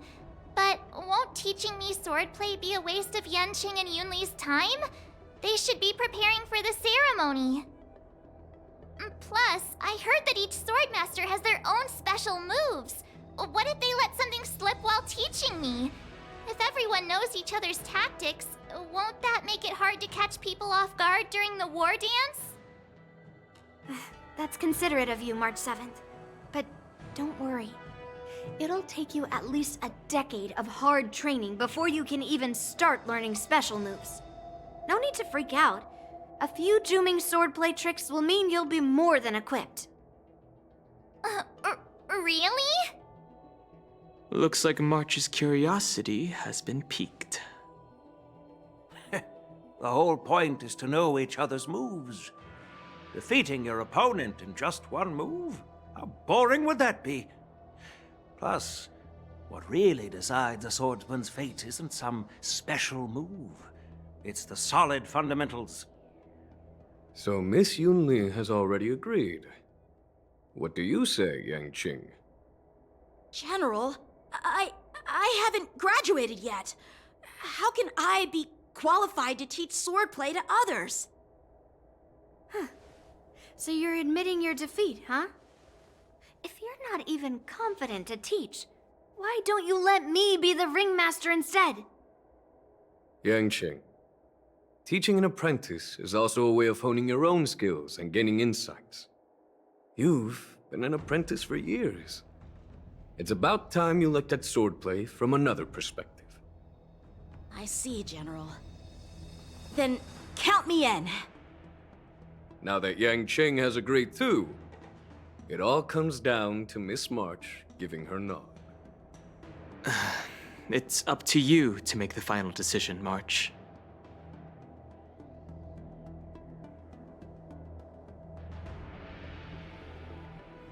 At least that way, I won't have to worry about you accidentally shooting me in the butt all the time. Hey, I've never missed my target. Then I'm on board. Thank you for your kindness, General YN. Great! Starting tomorrow, Yanqing and Yunli will teach you the basics of the Cloud Knight's swordplay. Yunli and I will head out and purchase some sword practice equipment for Miss March. Think of it as a little initiation gift. You're too kind. Wait, you're giving me a gift? Shouldn't it be the other way around?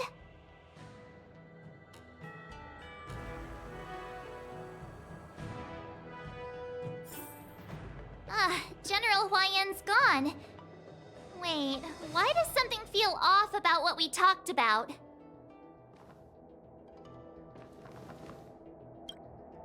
I think we strayed off topic.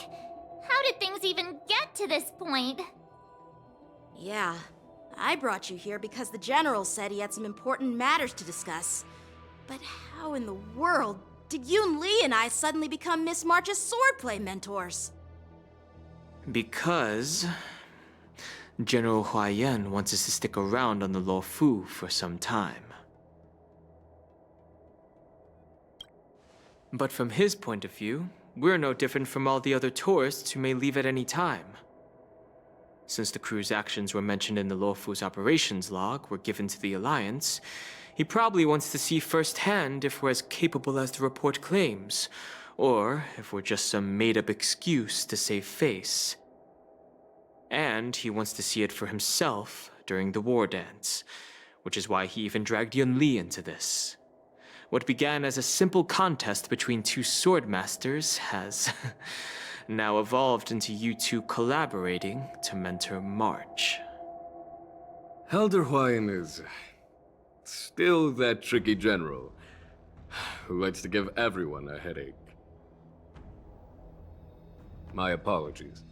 Truth be told, I invited all of you to the ceremony because I wished for you to act as my witnesses. Now, I apologize for not disclosing this information earlier. In the coming weeks, I'll also invite all of you to a meeting with General Fei Xiao, where you may need to answer her questions and clear up any doubts she might have. So please, be prepared for the meeting.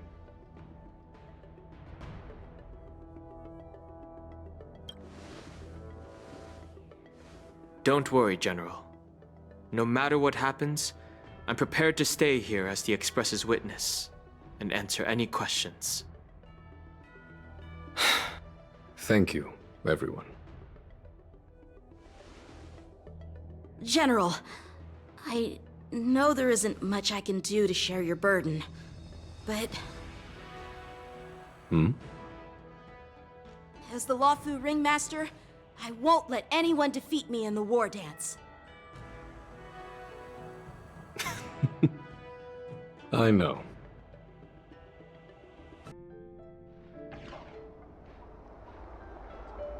The illustrious Merlin's Claw waiting for me? And for so long, too? It's quite an honor. It's been a while, General Fei Xiao. It's been 30 years since we last saw each other. Right, Yukong? Yes. Back then, you were the vanguard of the Yao Qing's Verdant Knights, and I was a pilot of the Luofu's Rainbow Orbit fleet. Who would have thought that upon meeting again, you'd be a general, and I'd have given up flying? Really does feel like a lifetime ago. Well, I wouldn't say I haven't seen you in 30 years. After all, your great victories are announced through the Yellow Bell resonance system every day. So I'm well aware of your great feats. How's your health holding up? Still stable, I suppose. Do you still remember the medic who saved me in battle? That healer with the odd name and peculiar temperament. What was his name again? Was it Pichu? Or Kachio? Jiao Chou. He's been my retainer and personal healer, delegated by the Alchemy Commission from the Xianzhou Yao Qing. Over the years, he's dedicated himself to managing my condition. It's thanks to him that I'm still in good health today. Given my background, I'm happy to have made it this far. I'm relieved to know that you're safe and sound. Well then, since you and Elder Huayan are here, I imagine you must have received orders from the Marshal? As your friend, may I ask how the Alliance intends to punish the General of the Luofu? The Arbor's rebirth has frightened the Elders who lurk behind the scenes. They fear the resurgence of abominations, much like what happened 30 years ago. Although the report from the Luofu explained all the details, we don't know if the Ruin Legion really invaded, or how exactly the Stellaron Hunters and the Astral Express became involved. This puzzle has many missing pieces. As you know, the fugitive Jing Liu, who mysteriously disappeared many years ago, has resurfaced. This time, she has brought along an Outworlder and a coffin, claiming to offer the Marshal a method to fight against the Eons. The Luofu Preceptor has also leveled accusations against Jing Yuan for neglecting the Alliance's principles. She asserts that Jing Yuan enabled the exiled Imbibitor Lunae to re-enter the Luofu, thereby unlocking the lunarescent depths within Scale Gorge Waterscape, which in turn disrupted the Vidyadhara's dutiful watch over the Ambrosial Arbor. It is for these reasons that I have come here to the Luofu today. Well, duty calls. Perhaps I shouldn't have mentioned all of this to an uninvolved person, but since we once fought together, I didn't want to keep you in the dark. Perhaps pretending you didn't hear any of this would be for the best. I understand. I'm sorry. I was out of line. I know I shouldn't be defending General Jing Yuan right now, but... well, you know how I am. The Luofu has enjoyed centuries of stability since the end of the sedition of Imbibitor Lunae, much of which can be attributed to General Jing Yuan's masterful strategizing.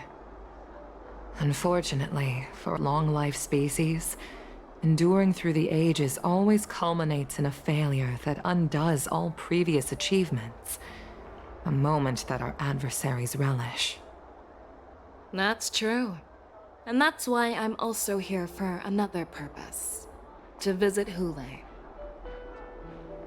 Hule? You mean that Hule? The Borisin warhead? The same Hule who has been imprisoned in the Shackling prison for over 7 centuries? The nemesis of the Foxians who will never be forgiven and shall be imprisoned until the end of the cosmos. I can't quite remember the exact wording, but yes, the very same Hule. Usually, only emissaries from the Xianzhou Yaoqing Skyfaring Commission visit him once every century. Why do you have to visit him now, of all times?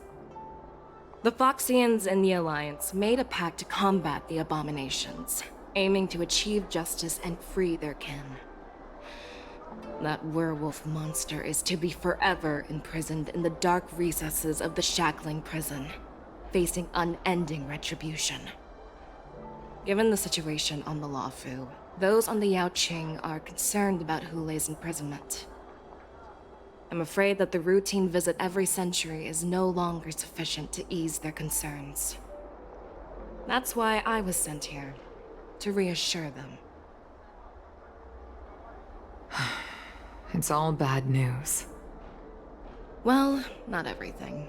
There might be a silver lining.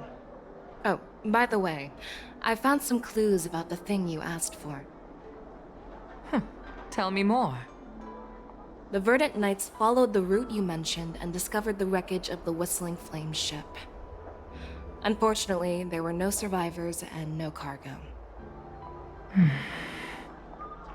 However, someone had already been on the scene before we arrived. Our people? Or someone from the IPC? No, neither. Yukong, have you heard of a person named Ron May?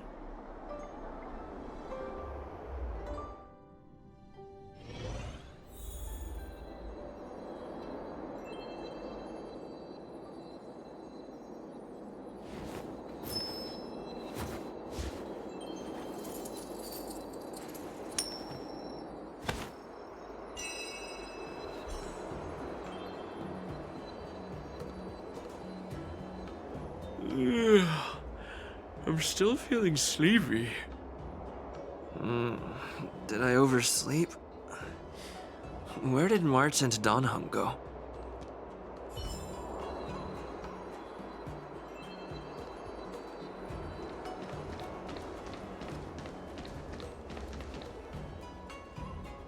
There you are.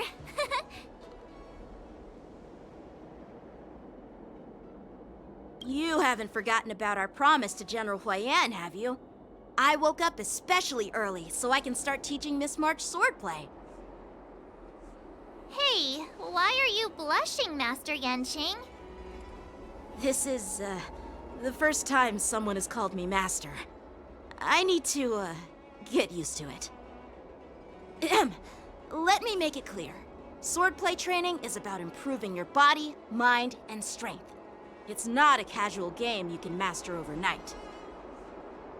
I promised General Huayan that I'd teach you Cloud Knight swordplay, so you can participate in the war dance and defeat at least one opponent. I'll do my best, but if you break your master's rules... Fine. A promise is a promise. Since I promised to study hard, I'll do my best starting today. Great! That's the spirit. March is in your hands now, Yanqing. Don't be too easy on her. Donhung, do you even have a heart? Did you lose it somewhere? By the way, where's Yunli? I've found a quiet spot in the back garden of the Palace of Astrum for our first lesson together.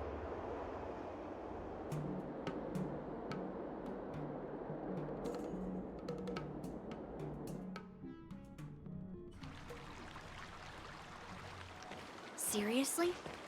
It's the first day, and you two are already late? Why is everyone on the Luofu so laid back? So disappointing.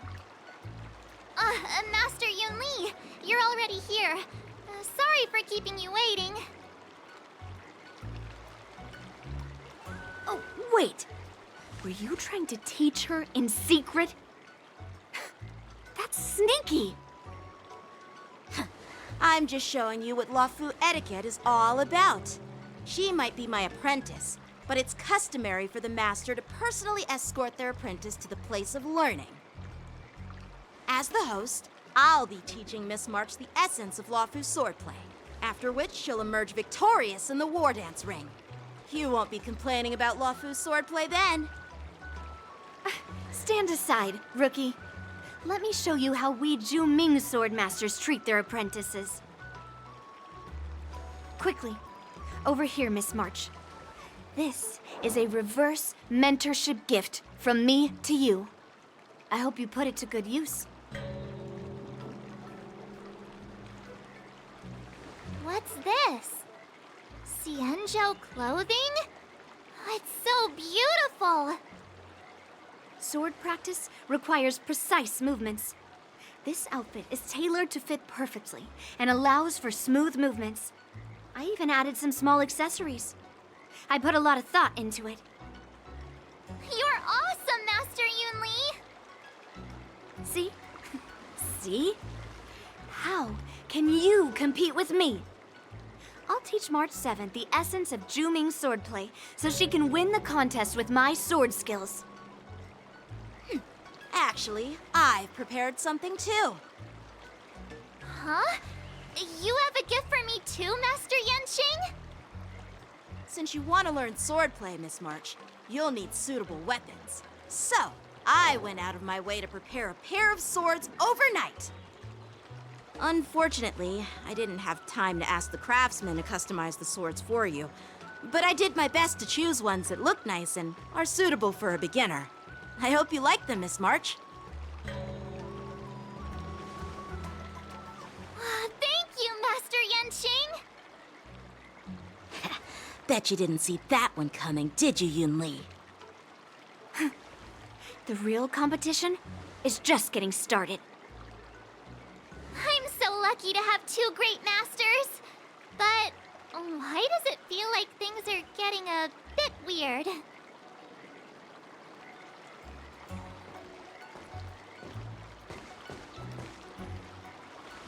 So what do you think, Masters? Does this outfit suit me? Perfect. I chose it carefully. It's perfect for beautiful young swordswomen like you and me. All right, let's get started with the training. The person next to me is a Cloud Knight instructor I've brought in. For your first lesson, try exchanging a couple of moves with him. Wait. We're having actual combat training for the first lesson? Isn't that a bit too intense? Well, I heard you have some experience with archery and martial arts. The first thing we're going to do is see just how strong your fundamentals are. Come on, step forward and strike with the sword in the most natural way you can think of. It's important for us to grasp your natural movements so we can decide where to start and what you need to learn. If you're ready, let's begin. Okay.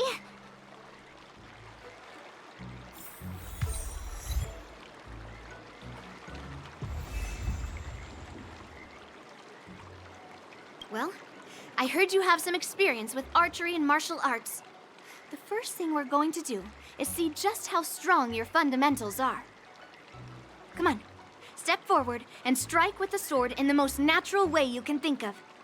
It's important for us to grasp your natural movements so we can decide where to start and what you need to learn. All right, let's get started with the training. The person next to me is a Cloud Knight instructor I've brought in. For your first lesson, try exchanging a couple of moves with him. Are you ready? Yeah, I'm ready. But please go easy on me. Then I apologize in advance, Miss March.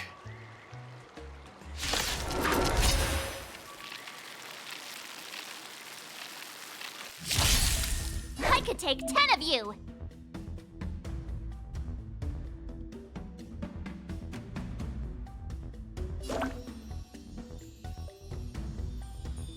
Please, have some tea! Pay close attention, Miss March.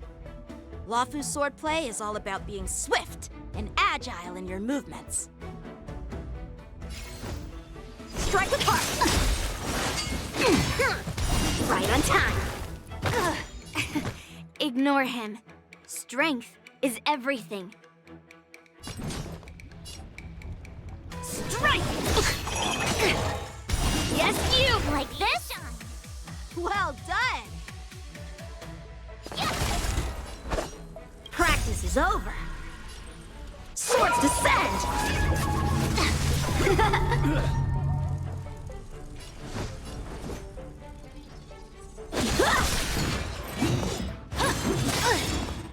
Right on time. Strike while the iron is hot. Slap! I'm starting to get the hang of it! Can you block?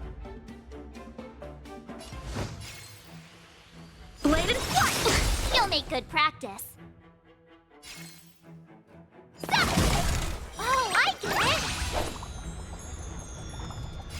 With a true heart and focused mind. Here I come! Yes, you!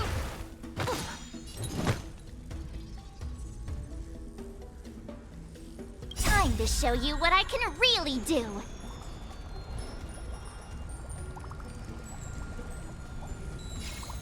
Azure Dragon, White Tiger, less cards! Watch it! What are you mumbling about? Isn't this, sword technique? Shouldn't I be saying something cool? Strike! A one-time enemy!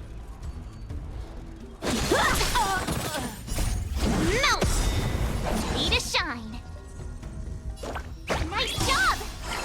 Severing mountains! What are you made of? Time for swordplay. Practice is over. Swords descend!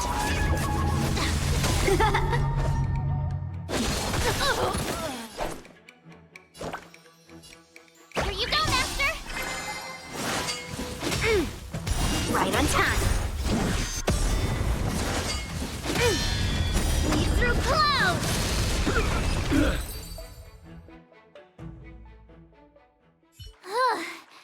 I didn't expect the first lesson to be so intense. Miss March has quick hands and a flexible body. She's a perfect fit for practicing Luofu swordplay.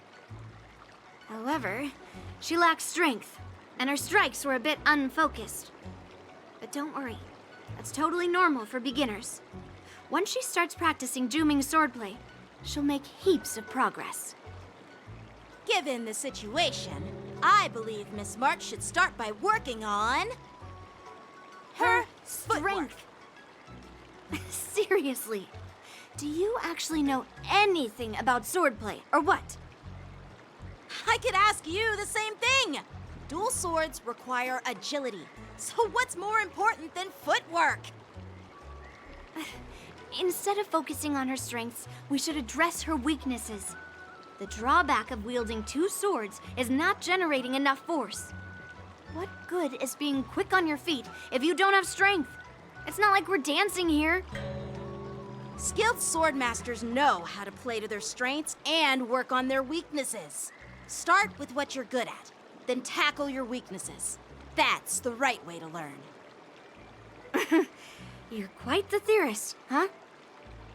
Theorist?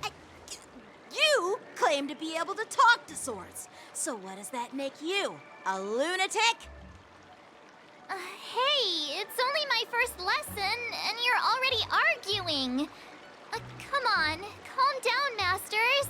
I'll have to improve both my footwork and strength anyway, so it doesn't matter which one comes first. But it does matter. Just listen to me, March 7th. Aww.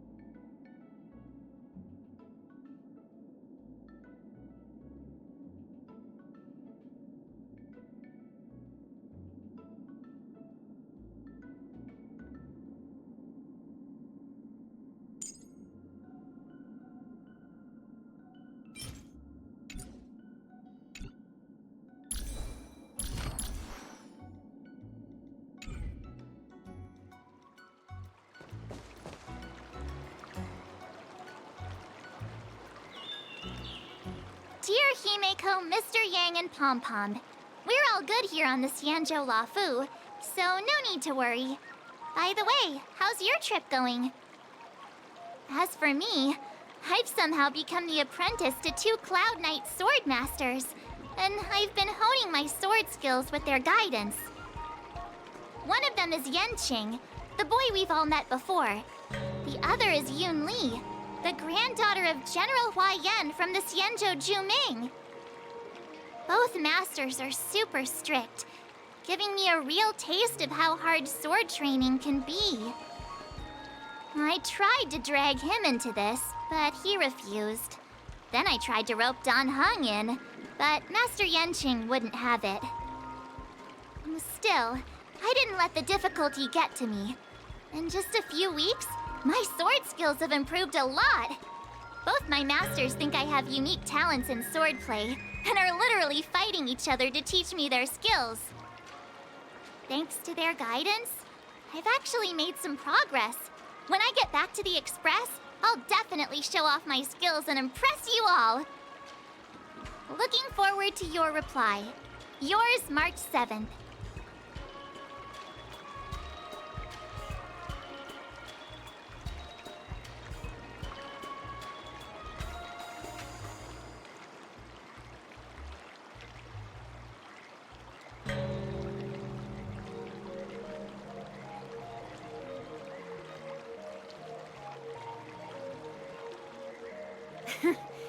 Well done.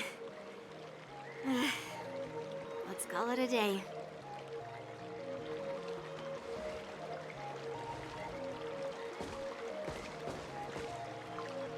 Miss March's sword skills are really coming along. She'll hold her own just fine in the war dance.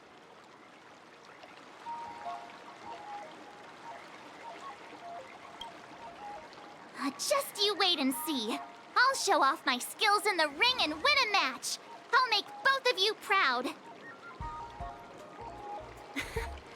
Can you believe it? March 7th has actually become a pretty decent swordmaster in such a short time. Now I understand why Grandpa always had a grin on his face while training me.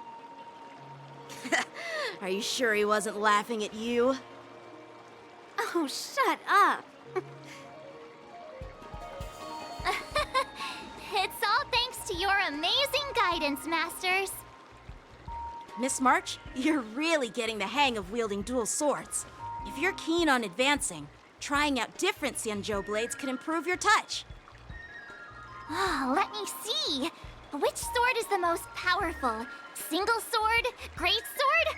Or maybe a flying sword? There's no such thing as the most powerful sword. It's all about the skill of the swordmaster. Yanqing wields several flying swords, while I only wield one. But remember how I kicked his butt at the Alchemy Commission? First, you didn't kick my butt. Second, you'll never kick my butt. Third, how about we settle this right now and see who kicks whose butt? Yeah, I'm up for that. And if I kick your butt, you'll drop out of the war dance. Deal? Why are you two arguing again? I thought things had been improving between you lately. There was talk that the leading disciples of the Luofu and Juming generals were supposed to face off in the war dance, but for some reason, they suddenly teamed up to train an apprentice of their own. Turns out, the rumors are true.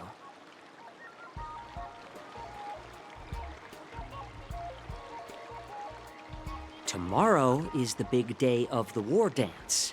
Shouldn't you two be focusing on honing your skills instead of teaching swordplay here?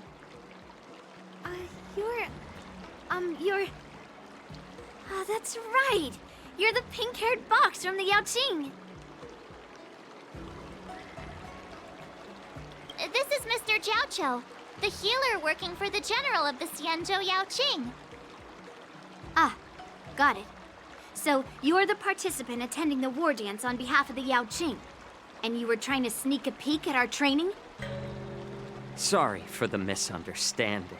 I don't know anything about martial arts. I'm just here on the general's orders to take care of some official business. I didn't mean to interrupt your training. I'll be on my way.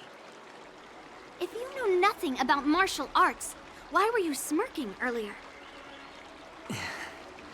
Well, my curiosity got the better of me, I suppose. When I heard Miss March's pondering about what to learn, I couldn't help but wander over. From my professional experience, cleavers, slicers, chopping knives, and carving knives are all just tools. Kind of like frying, sautéing, boiling, and deep frying in cooking. They're just ways for people to show off their skills. How you use them really depends on the ingredients you're working with. It's like your sword teaching methods.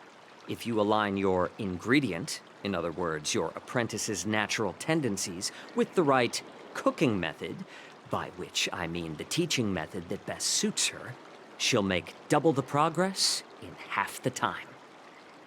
For example, golden eggplant tastes best when fried, cloud peppers when stir-fried, and yellow boulder beef when simmered. It's all about discovering the nature of the ingredients. Apprentice. All this talk about food is making me hungry. Aren't you a healer? Why are you talking about food? Well, it's just a metaphor. The medicinal school I follow on the Xianzhou Yaoqing is called the Ranja School, that specializes in food therapy. So it's only natural that I know a thing or two about cooking. So, you're the general's cook? I'm a healer. But anyway, a cook who isn't interested in health doesn't make for a good advisor. Fine. Call me a cook if you want.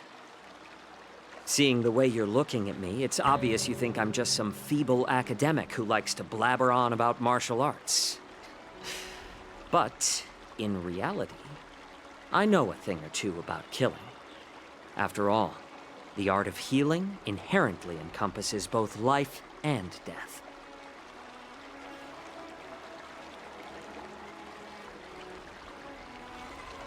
Seriously?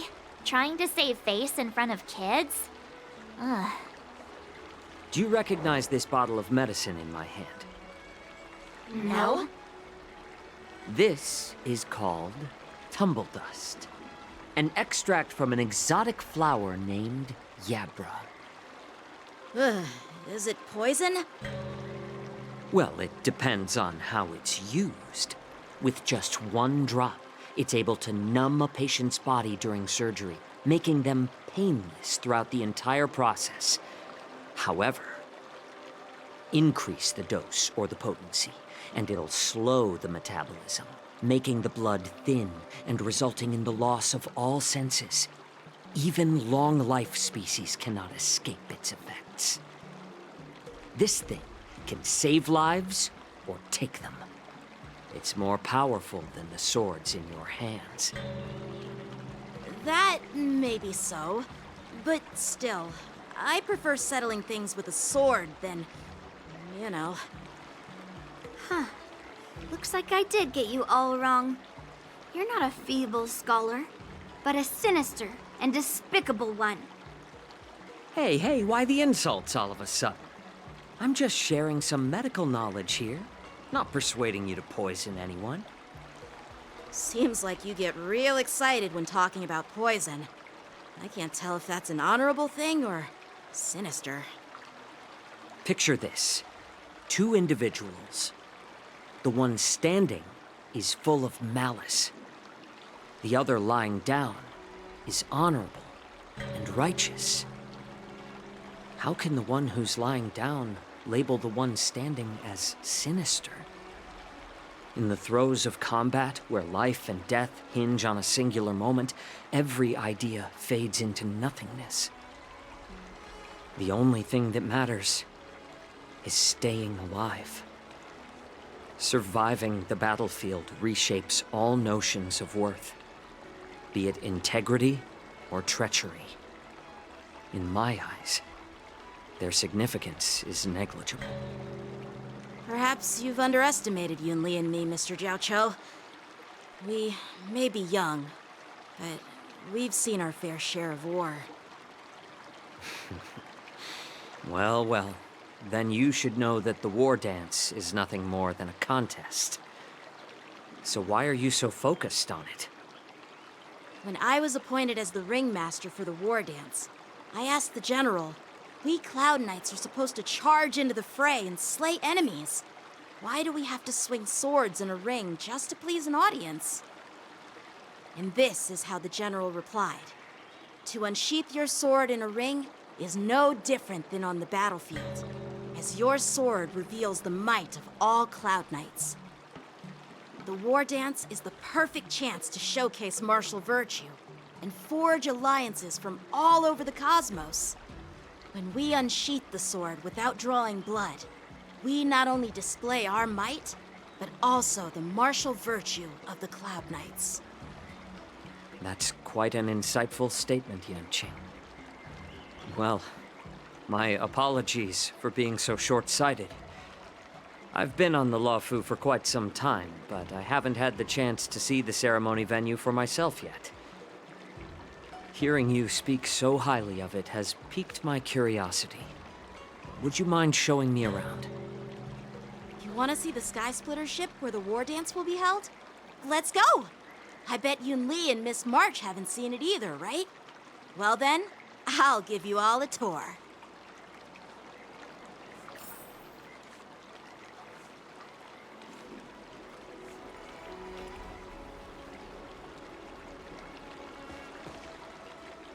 Surviving the battlefield reshapes all notions of worth, be it integrity or treachery.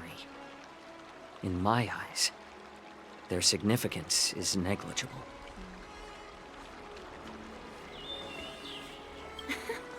Can you believe it? March 7th has actually become a pretty decent swordmaster in such a short time. Now I understand why Grandpa always had a grin on his face while training me. Let's go.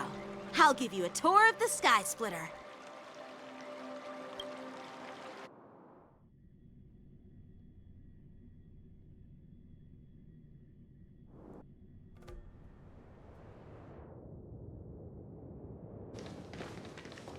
Looks like a lot of other visitors have also come to catch a glimpse of the Sky Splitter.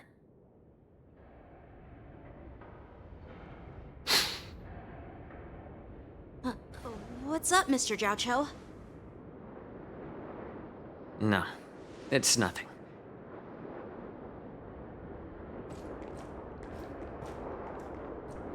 Do you see that airship in the distance? That's the Sky Splitter, the venue for the war dance ceremony. It doesn't look all that impressive from this distance.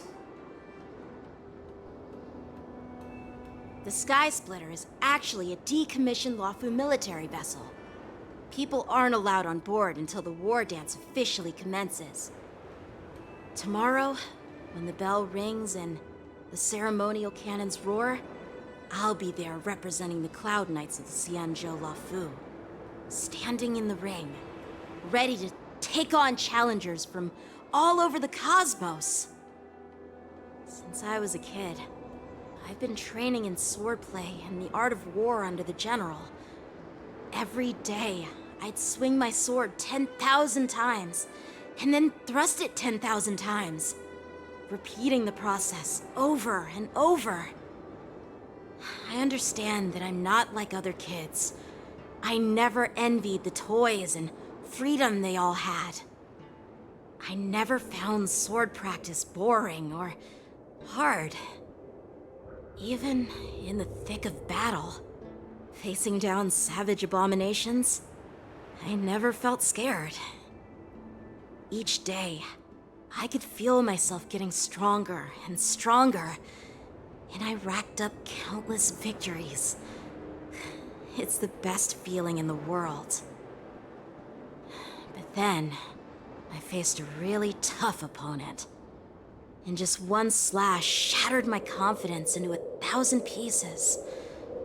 That's when I felt true fear for the first time.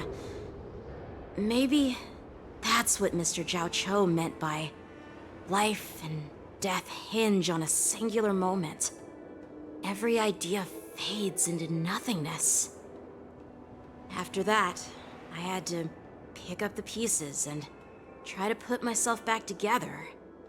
But no matter how hard I tried, I couldn't seem to find my old happy self again. I often ask myself, why do I wield my sword? If defeat is inevitable, why do I continue to fight? Is it to reclaim the joy of victory? To meet the general's expectations? Or to secure my honor among the Cloud Knights? While the general could teach me the art of swordplay, he couldn't teach me why I should keep on going.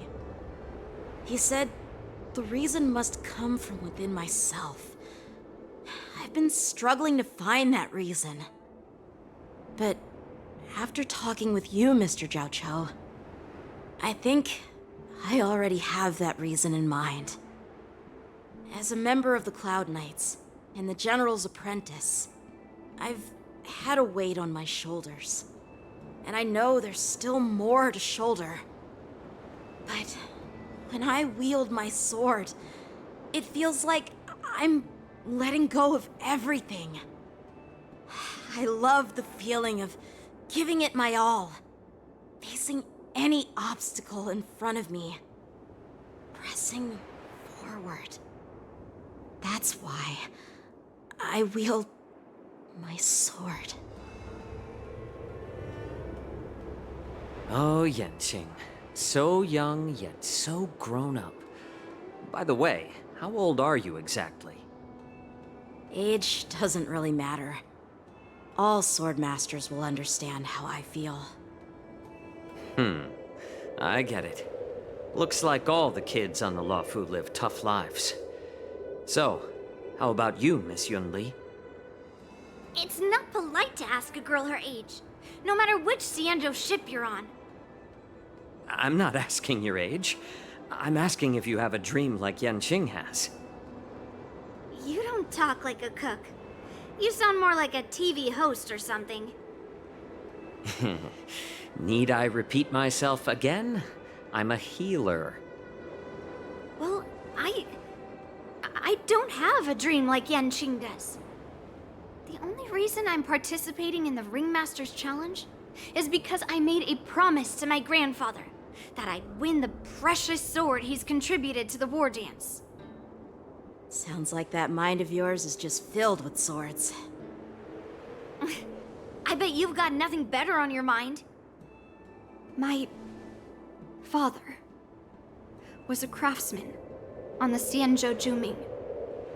Because of his foolishness, many innocent people fell victim to the cursed swords he forged. Since I was a kid, it's been clear to me that not everyone deserves to have a weapon in their hands. Giving them a sword is no different than being cruel to the innocent. So, whenever I come across someone unworthy of a sword, I can't help but want to take it away from them.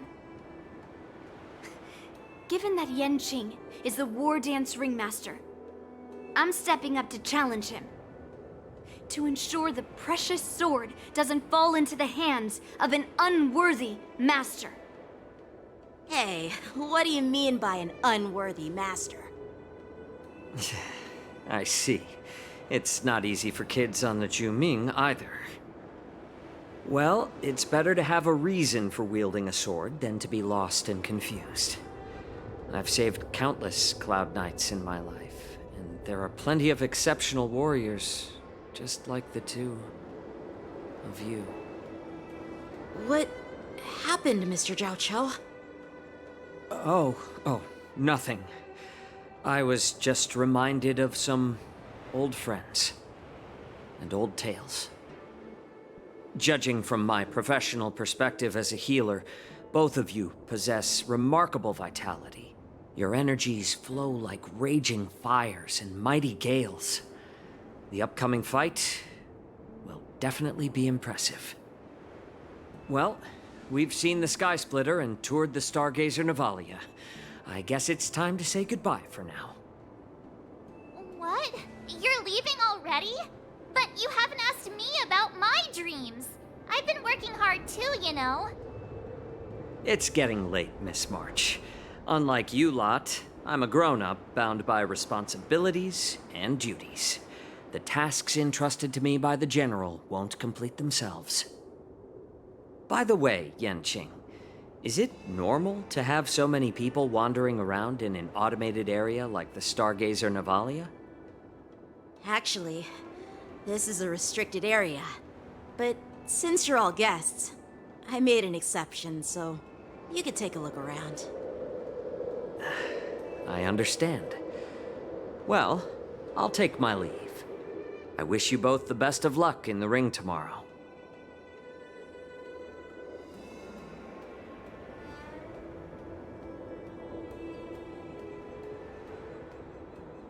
Seriously? I just spent so much time thinking about my dream that he didn't even ask me. Now that we're done with our tour of the Sky Splitter, shall we continue with our training? Why don't we take a day off? What? You want to secretly practice swordplay by yourself? Dream on. You know cramming before a fight never works out. For some reason, seeing the Sky Splitter has boosted my confidence. So, I've decided to conserve my strength for tomorrow. All right, I'll take you out of the Stargazer Navalia.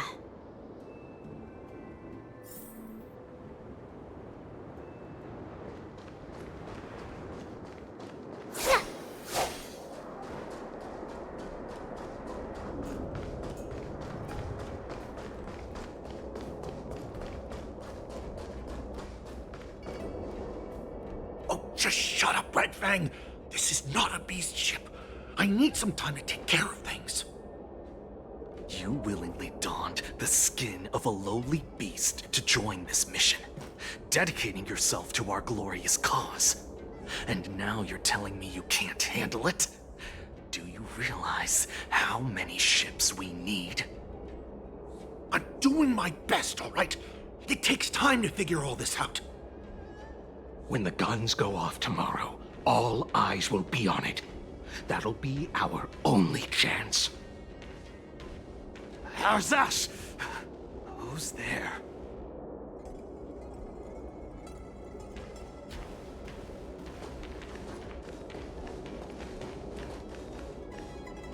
Who are you guys? An impromptu inspection. Why are there outsiders loitering in Stargazer Navalia? And a bunch of kids at that. Hey, kids, didn't your parents ever tell you to stay away from the Stargazer Navalia? I know it's an automated facility, but it doesn't mean you can just break in and do what you want.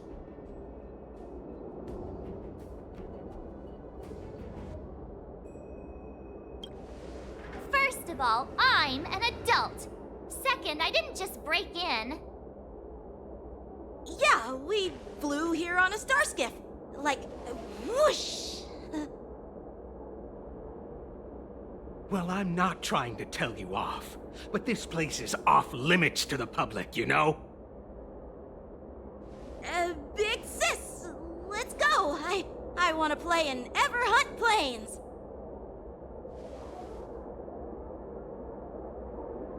Huh? Everhunt Plains? Yeah, sure. Big sis will take you there.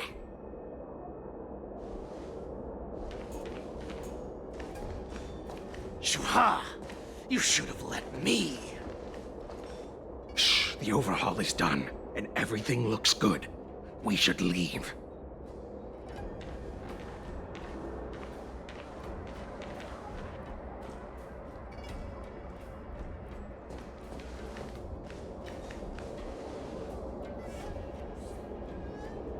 Could you repeat what you just said, Yanqing? What did I say? Big sis, let's go. I want to play in Everhunt Plains. Come on. Can't you read the room?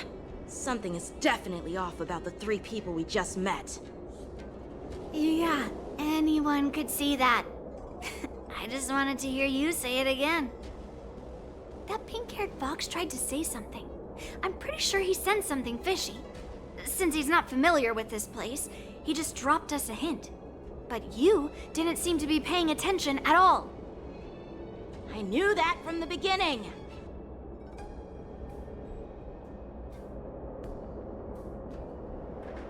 That Cloud Knight didn't recognize Master Yanqing at all. That's really weird. What? Is he famous on the Luofu or something? Not even the Cloud Knights on the Juming, who all know my glorious name, might recognize my face.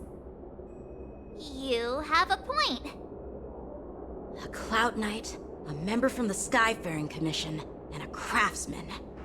They're from various departments, and the reason for the overhaul seems legit. But one of them blurted out some weird language just now. Did you hear that?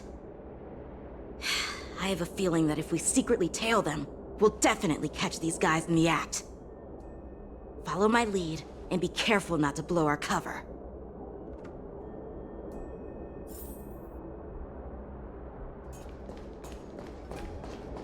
Never mind who they are. Let's just film them.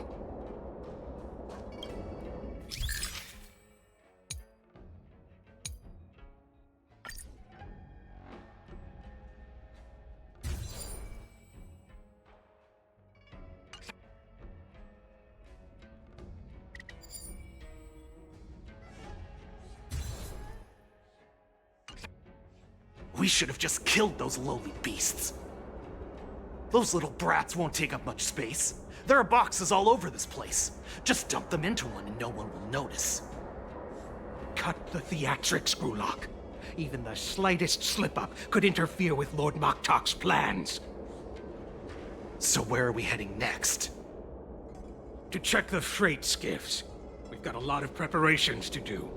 Also, don't forget to take those crates with you. Weapons, supplies. We've got to be well prepared. Otherwise, we're screwed. So, are they smugglers? What exactly are they up to? I have no clue, but they seem to be moving those crates. I've got an idea. We can hide inside the crates and follow them.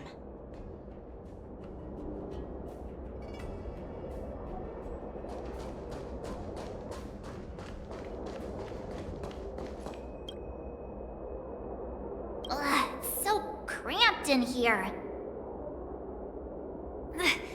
I can hardly breathe. Just hang in there.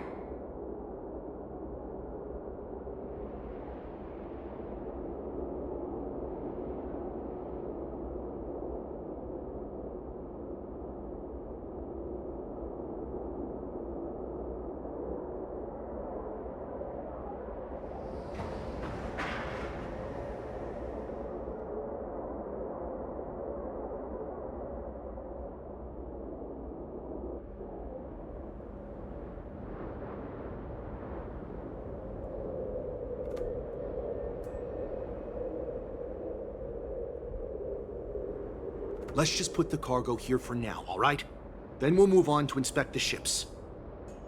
Lord Moktok said that as soon as we're done, we're to board the freight skiff and leave this place.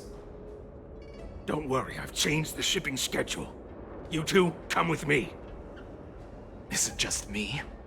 I keep smelling that stench of lowly beasts everywhere we go. Don't be so paranoid.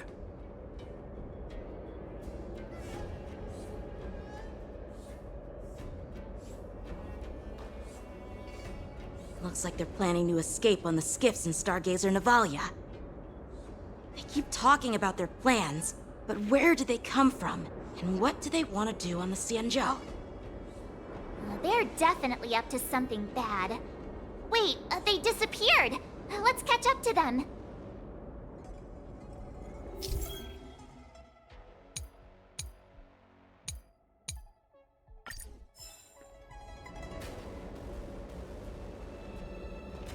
Tread softly, breathe quietly, and make sure to keep an eye on them. Hide out of sight as soon as there's any sign of activity.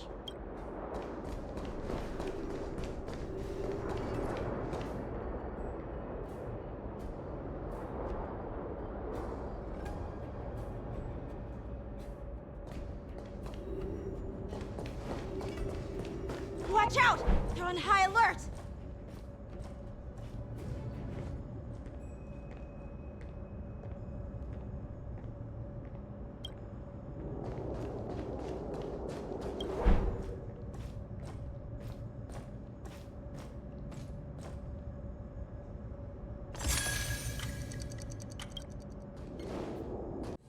Don't be so paranoid. We're running out of time. Get over here! Shuhard, I'm coming!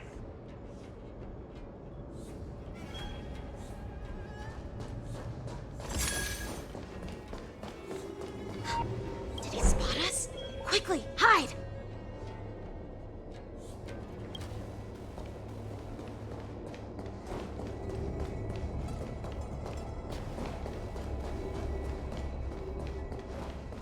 Watch out! They're on high alert!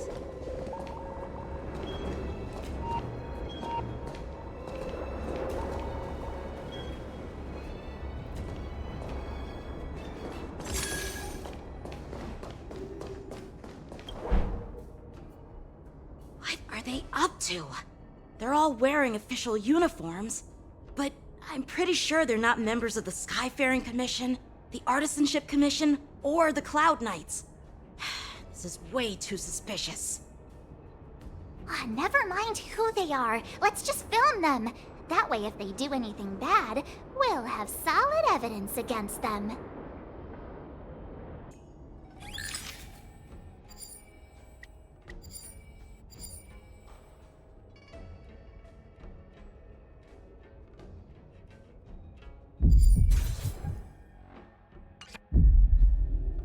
Look at this.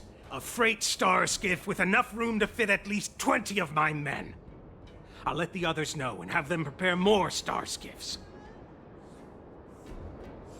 Once we're past the checkpoint, there will be beast ships waiting for us. Lord Moktok is ready. The revival of our ancient bloodline all hinges on this operation. What did he just say? Beast ships?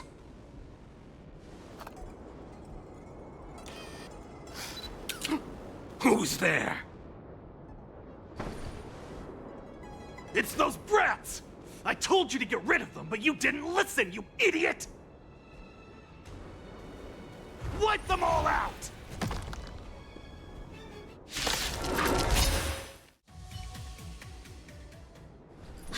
How is this possible? How did these Foxians change their appearances like that? They're not Foxians at all. They revealed their true form. They're Borisin, just like the bandits I defeated on the IPC ship. Wait, that means...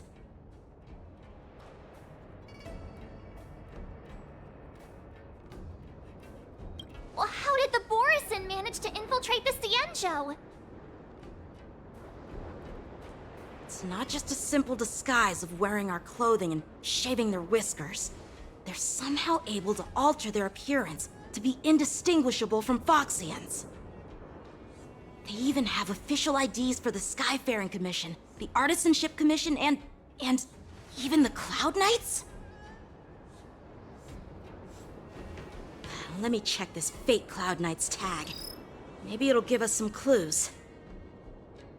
Lujun, an officer of the Patrol Defense Squad? Wait! What's the matter?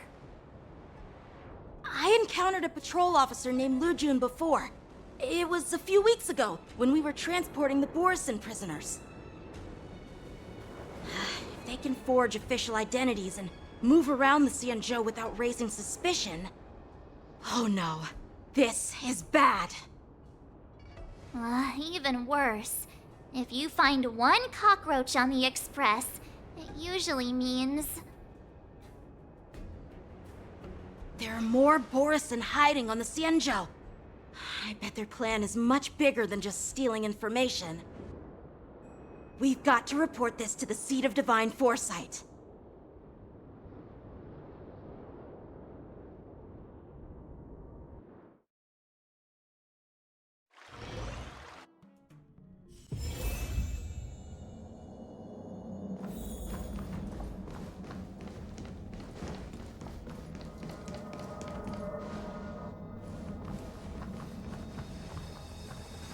I am glad to finally meet you in person, guests from the Astral Express. I'm Fei Xiao, the General of the Xianzhou Yaoqing.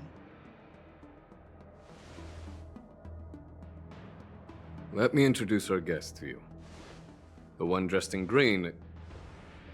He's the reincarnation of Imbibiter Lune, and the person behind him is the newest member of the crew. I've heard a lot about you. Outside the reports from the Luofu, the Skyfaring Commission of the Yaoqing has also gathered plenty of information about both of you. I've been eager to meet you face to face for reasons that I'm sure General Jing Yuan has explained, right?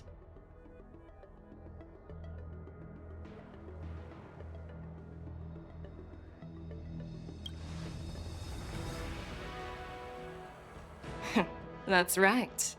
But don't worry, this isn't a trial. I just want to have a chat with you and get a better understanding of the facts. According to General Jing Yuan's report, the Ruin Legion is to blame for the Ambrosial Arbor crisis, and all Arbiter Generals should pay attention to the Ruin Author's movements. Over the years, the Destruction's minions have wreaked havoc on countless worlds, and the Alliance has been keeping an eye on them. But no one expected them to join hands with the remnants of the Abundance. The damage caused by the Ambrosial Arbor crisis was far less severe than expected, which is good news for us. However, it was quite different from the Ruin Legion's usual style of destroying life wherever they go. While I trust the bravery of the Divine Foresight and the Nameless, I'm curious about some details missing from the report. I'd like to take this chance to have an exchange with both of you. Let me be clear, the questions I'll ask might not reflect my actual thoughts, so please don't take offense if any of my questions seem a bit harsh. Please go ahead, General. But keep in mind, we can only answer based on what we know. And perhaps you already have the answers to your questions in your heart. You have a clever tongue. I like it. Merlin's law is quite articulate. Right now, her intentions are unknown. Jing Yuan wants me to be honest. Maybe I'll just stick to the facts we know. Let's cut to the chase. Before the crisis struck, the Astral Express was guided here by a Stellaron hunter, a wanted felon, in an attempt to resolve the Stellaron crisis. However, everyone in the cosmos knows of the Stellaron hunter's reputation.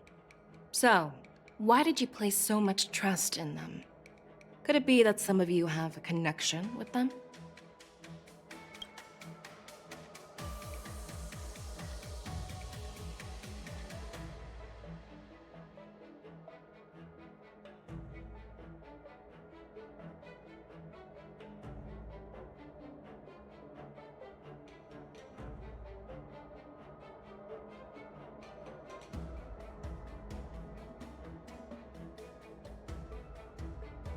rumor has it that Elio, the leader of the Stellaron Hunters, possesses the power to see into the future. He foresaw that the Xianzhou and the Express would have important roles to play in the war against Nanook. That's why we were lured here to the Luofu, to deal with the Stellaron crisis and fulfill the prophecy. General Jing Yuan believes in this prophecy too, as mentioned in the report. I'm curious why you didn't question it at all. Could it be because one of the Stellaron Hunters is actually an old acquaintance of General Jing Yuan? Please be cautious with your words, Merlin's Claw.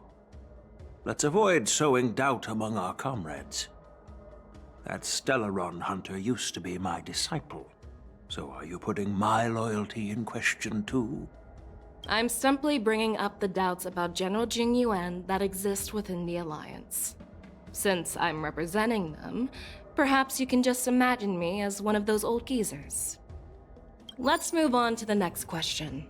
The report suggests that Don Shu, the master of the Disciples of Sanctus Medicus, colluded with the Lord Ravager and used the power of the Stellaron to resurrect the Ambrosial Arbor. But here's the thing. Don Shu was just a chief alchemist. Even if she colluded with our enemies and summoned the Stellaron, how did she manage to bypass the Videodora guards around the Ambrosial Arbor?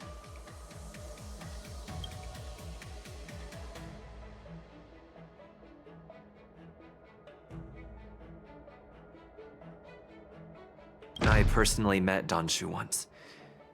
Her closest friend was killed during the war on the Fanghu, and she harbored deep hatred towards the Hunt. So she spent years making preparations in the Alchemy Commission, in order to take revenge on the Xianzhou. Revenge is also a form of the Hunt. However, that doesn't explain how she managed to bring the Stellaron into the Scale Gorge waterscape, which was guarded by the Videodora. Well, you should ask Don Shu herself for the answer. Unfortunately, Don Shu is dead, and even her corpse has crumbled into ash. That's one less clue we can pursue. According to the report, Lord Ravager Fantilia is the mastermind behind the entire conspiracy. She disguised herself as an ambassador of the Skyfaring Commission and traveled with you, only to vanish without a trace later on. It seems too convenient to label her as a scapegoat.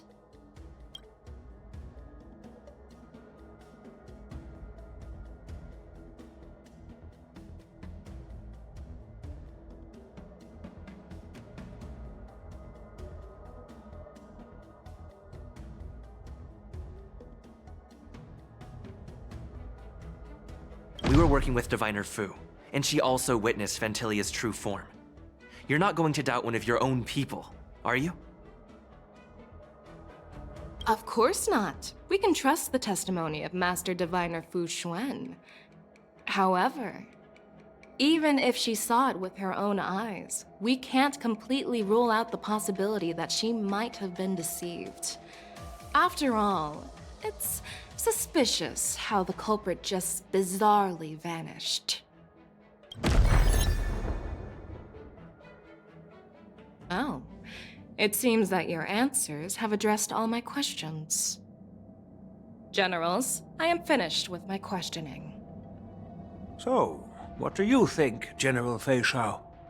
Have the doubts in the report been cleared up? The two nameless have been honest in their answers. Even though there are some tricky details, my intuition tells me there is nothing wrong. However, the 3 questions I posed earlier were not just for the nameless, but for you too, General Jing Yuan. First, the Disciples of Sanctus Medicus grew uninterrupted on the Luofu, yet the 6 charioteers were not aware of it. That was a dereliction of duty. Second, you believed in the Stellaron Hunter's prophecy and entrusted outsiders to solve the crisis, even granting them access to the Plague Mark. That was a dereliction of responsibility. Third, you insist on holding the war dance right after the Ambrosial Arbor crisis, putting the Luofu back in the spotlight. That is a dereliction of wisdom. Merlin's Claw. Is this your line of thinking, or the Ten Lords? From the moment I walked in, I made it clear that the questions I'd ask might not reflect my actual thoughts. The disciples of Sanctus Medicus were deeply rooted and had been plotting for a long time. I admit it was my negligence for not noticing it earlier. As for the Stellaron Hunter's prophecy, I didn't believe all of it, but in the end, the Luofu did survive the Ambrosial Arbor crisis. So, I think it's safe to say that Elio's prophecy about the future holds some merit.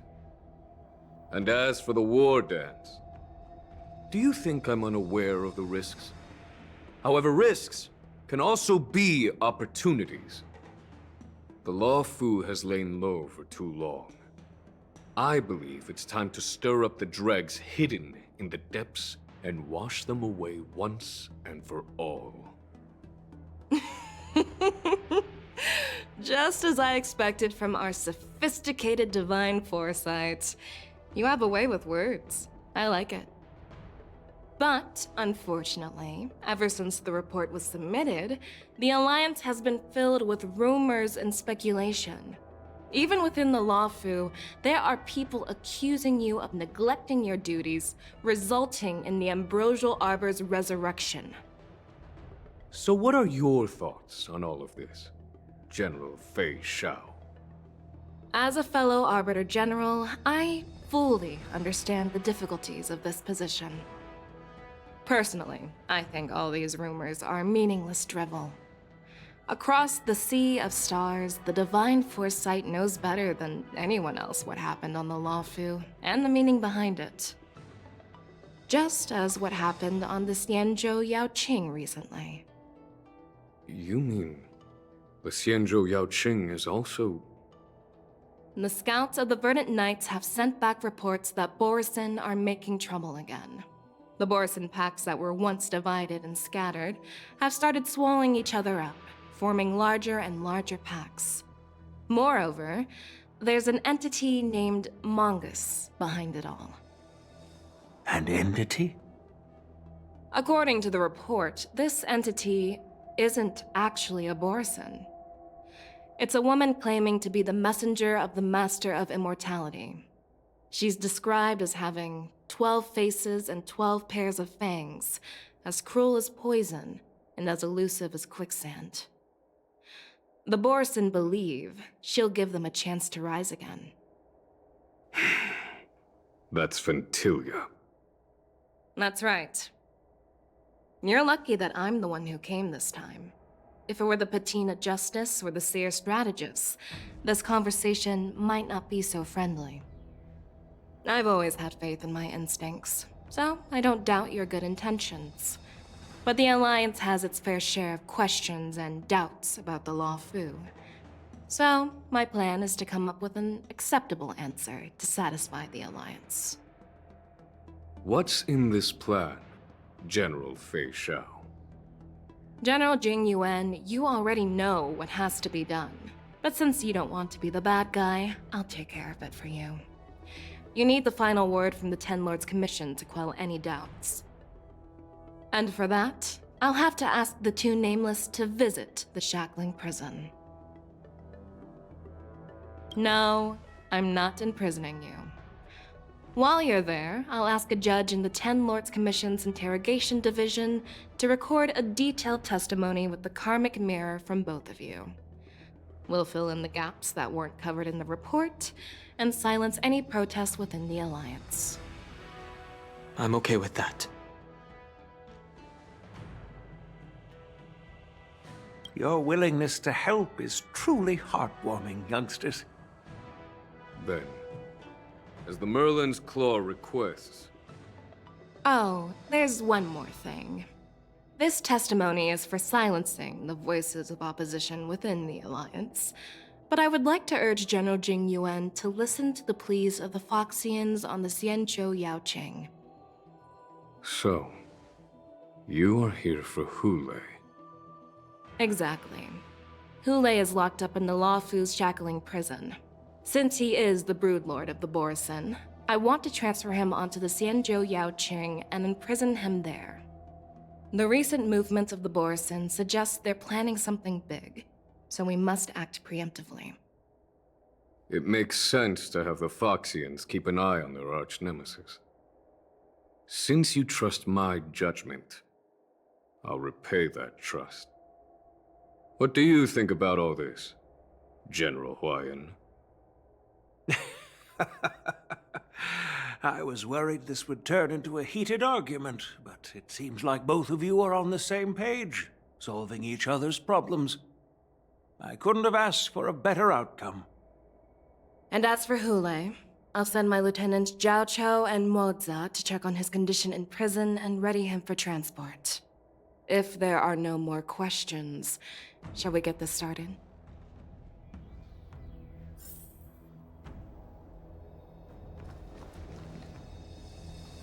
Well, I'm glad we managed to talk this out.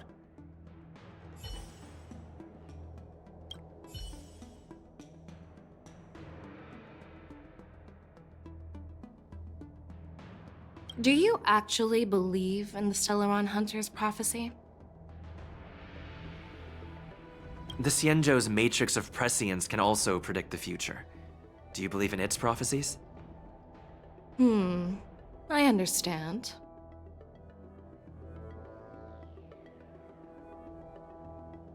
You're definitely a unique individual, just like Huayan said. I hope you'll walk alongside the Rainbow's path as a friend.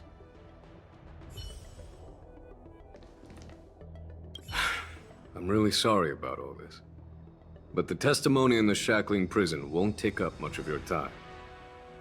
I'll call for a messenger to take you to the interrogation division. You just need to give your testimony, and then you can head back. So no need to worry. As you wish, General.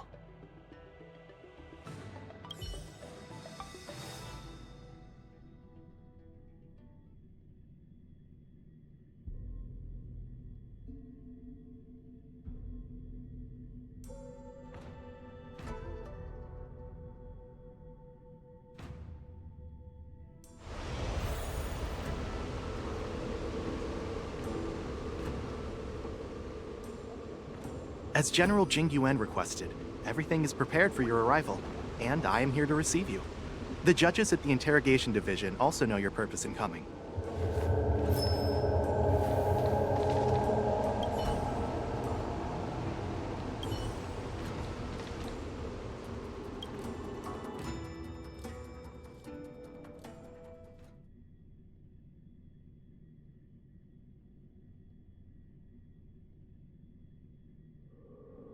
The shackling prison. I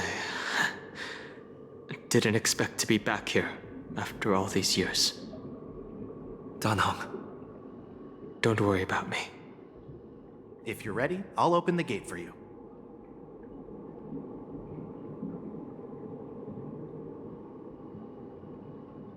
Well, technically, the shackling prison is spread out across multiple delves, and the ancient sea is just where they overlap.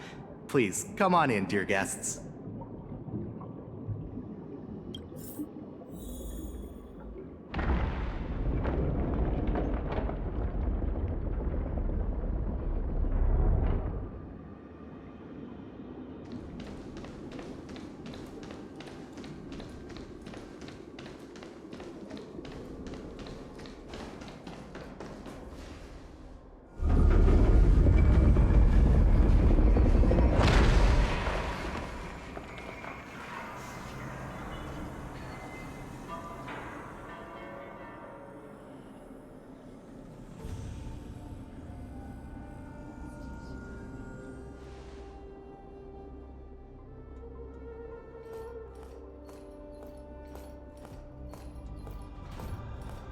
What are you looking at? The shackling prison on the Luofu is completely different from the one on the Yaoqing. It's completely underwater. Whether it's in the clouds or underwater, breaking free would still be a piece of cake for me. Still thinking about your old jailbreak tricks, huh? Forget it. You're free now. Just don't do anything stupid, or the judges will throw you back in there and lock you up for a few hundred years. You'll see me again in just a few days. Taking Hule back to the Yaoqing means a lot to the Foxians on the ship, and to the General herself. So stay alert.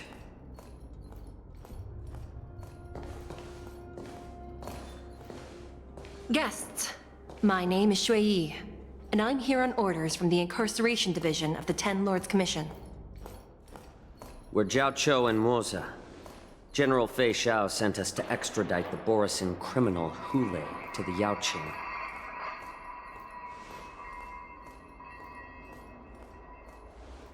We're here to inspect the conditions of his imprisonment and make preparations for the handover and transportation. I assume you've been briefed, Your Honor. Your visit request has been approved. I'll be your guide for this trip.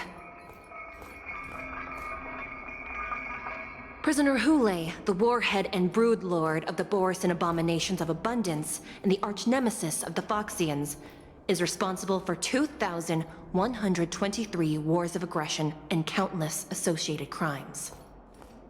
Due to his heinous acts, he has been imprisoned in the depths of the Shackling Prison and subjected to the punishment of the Forest of Swords until the end of time.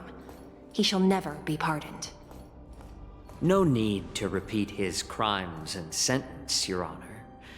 He is the greatest enemy of us Foxians. The stories of his atrocities are used to terrify our children. I'm well aware of every crime he's committed. Let's move on to the next step. When it comes to visiting criminals, there are rules in place to ensure your safety. I know you've heard legends about Hule since you were children, but your knowledge about him is likely very limited. Only the judges of the Ten Lords Commission truly know what kind of abomination is locked up at the bottom of the Shackling Prison. It has been centuries since Jing Liu, the former sword champion of the Luofu, captured Hule. And during all those years, we never provided him with any food. Yet he somehow managed to stay alive. It defies all the documented physical characteristics of the Borisin. The Forest of Swords, forged by the Punishment Division, is a device of intense torment, used to execute sinful abominations. Most Borisin die within 3 days in the forest, but Hule is different. Every time the blades pierce him, his body instantly heals.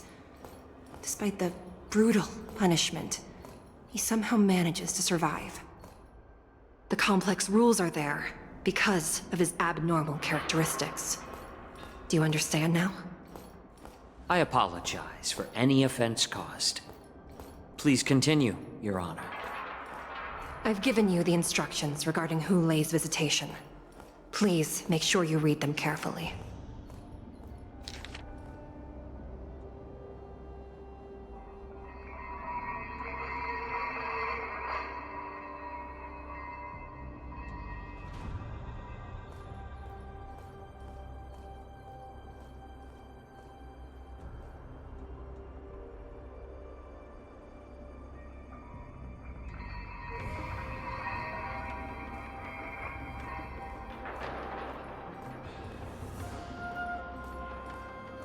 And please, take this pellet before proceeding.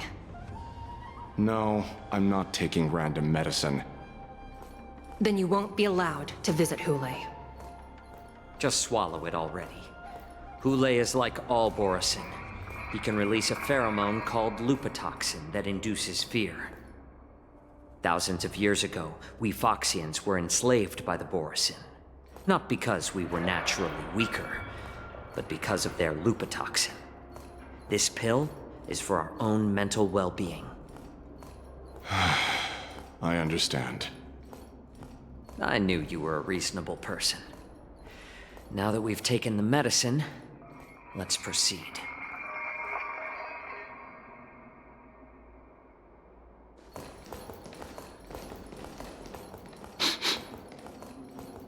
Your Honor. What is it? No. Never mind. Maybe I'm just imagining things. Let's keep moving.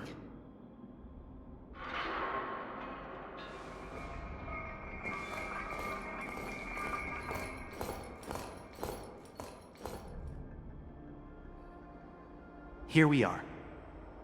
Her Honor hasn't arrived yet. Please wait a moment.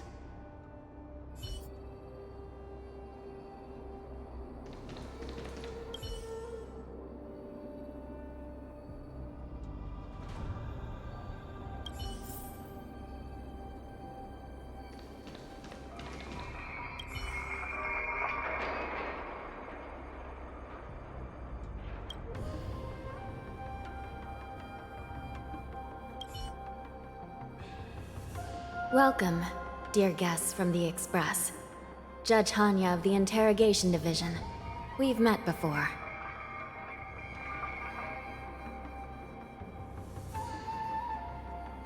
You don't want to see me? Well, in that case, I can call in the judge who's an expert in acupuncture, or the one who's handy with axes and saws, or the one who knows all about whips and ropes. We've got plenty of options here, and we'll find one that suits your taste. Just kidding. We judges work in shifts, and it just happens to be my shift.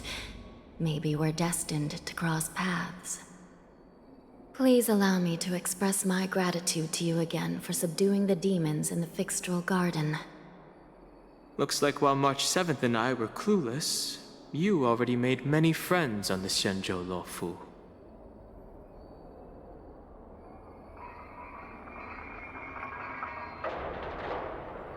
Even though you and I have met before, we can't show any favoritism under the Ten Lords. So, please do as I command as we head to Scrivener Hall and beyond. Don't do anything without my permission. This is not a place for ordinary mortals. You and Mr. Danheng, please come with me. Please lead the way, Your Honor. Please let me activate the mechanism before we all move forward. And please, watch your steps.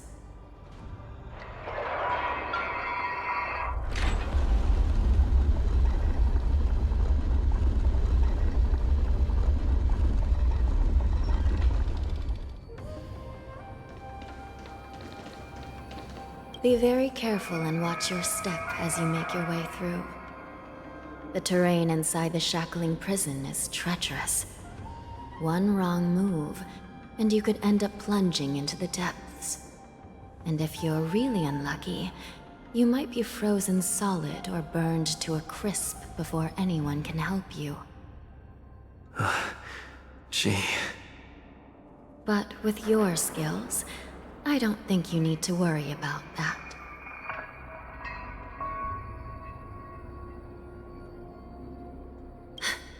You're funny. This prison does contain many layers. We even brought in Videodora Icor line craftsmen to introduce the ingenuity of Delve enchantment. What you're seeing now is just one part of the shackling prison. Perhaps. Judging from the appearance, much of the architecture in this prison has a Vidyadoran style. So, perhaps they did have a hand in building this place back then. As for how many floors there are, well, not even us judges know for sure. But there's a legend among us judges that a short-life prisoner once tried to escape, but ended up falling into the depths. And when we found him at the bottom, he was already an old man on the brink of death. Did he spend his whole life falling? Or did some long-life prisoner drain his life essence? We'll never know. Anyway, please don't try anything like that. Please, come this way.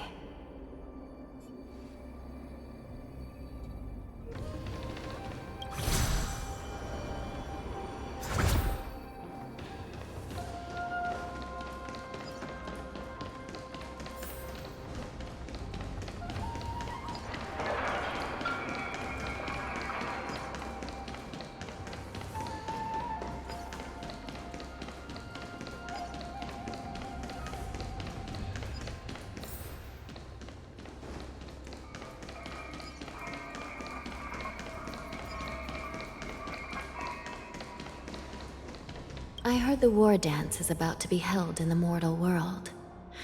I remember watching a sword duel at the war dance with my sister when we were young. The Cloud Knight, who was the Luofu's ringmaster, was an amazing swordsman, and their sword flashed like lightning.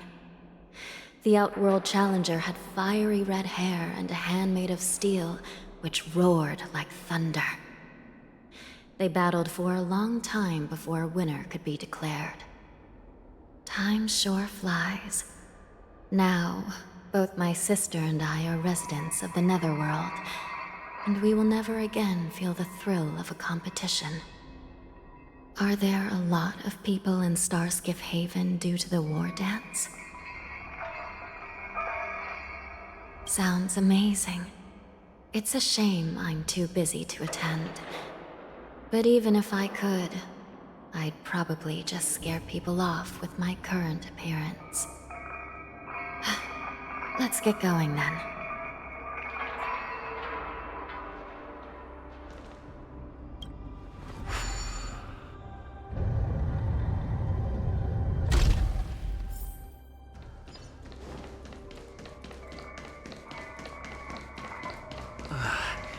It's freezing.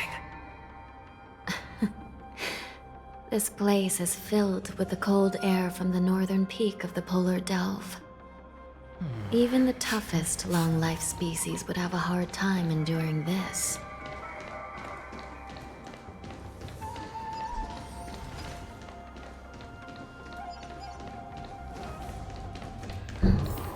Did you hear something just now? Let me check it out. Ugh, what an eyesore. This place is packed with boxes and crates.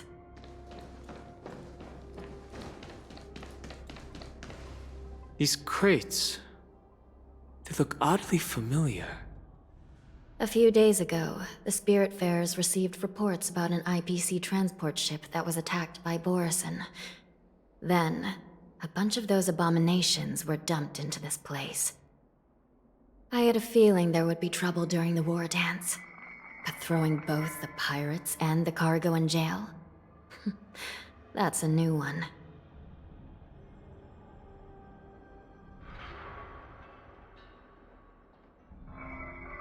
I heard the Intelligentsia Guild crafted something dangerous. We have many records in the Hall of Karma about these wise ones.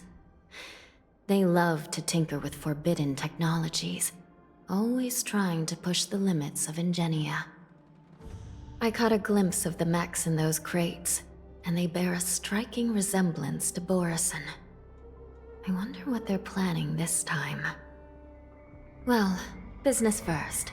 Let's keep moving.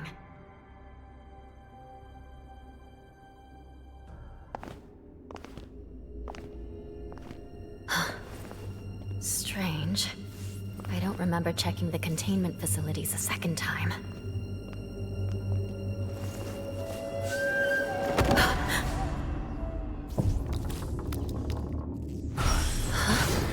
Watch out!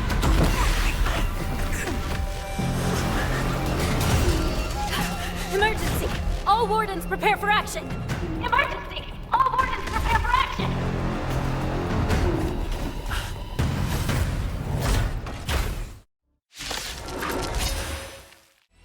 But how is this even possible? The Spiritfarers follow the protocols, cutting off power to the mechs and sealing the crates. How could these mechs still start moving? It's just like what happened in the Artisanship Commission before. These goods went haywire and attacked everyone in sight.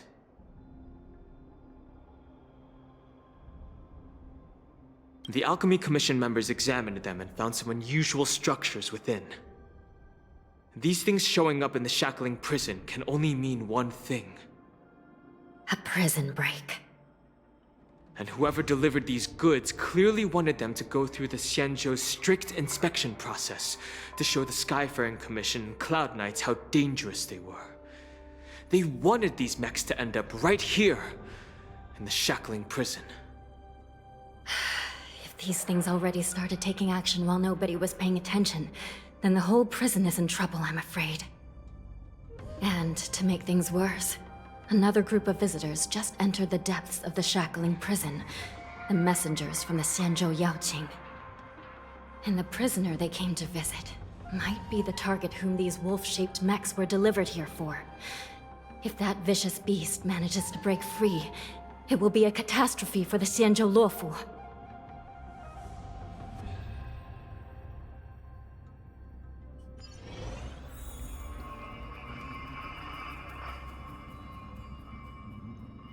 Here we are.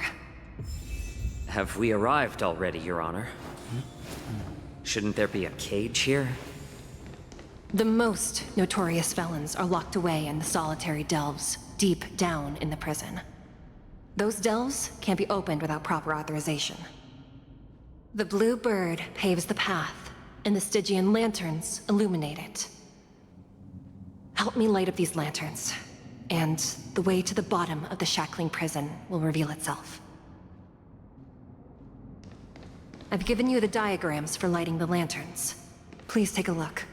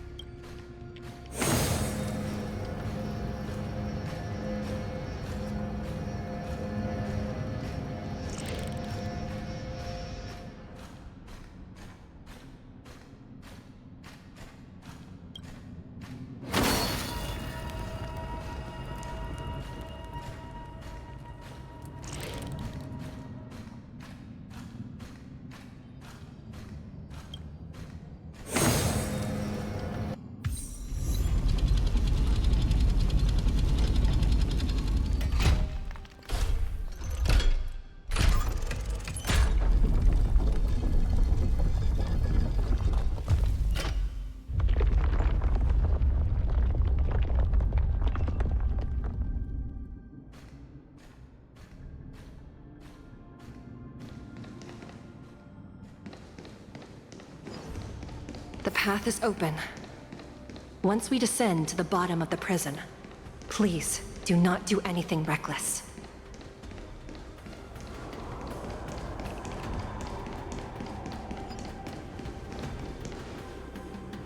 Inside the delve, behind this door, is the greatest enemy of the Foxians, Hule.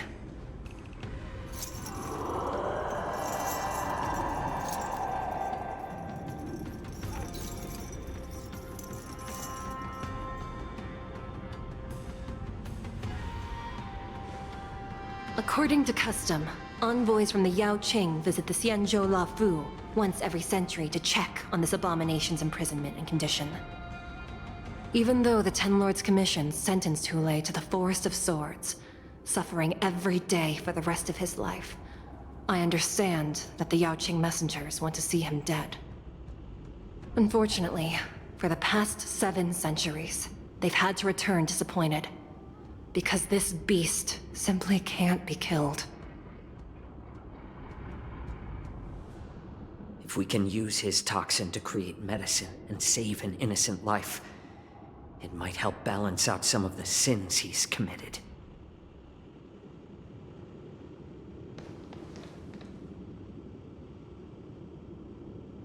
you be the key to a cure for the General, Hule.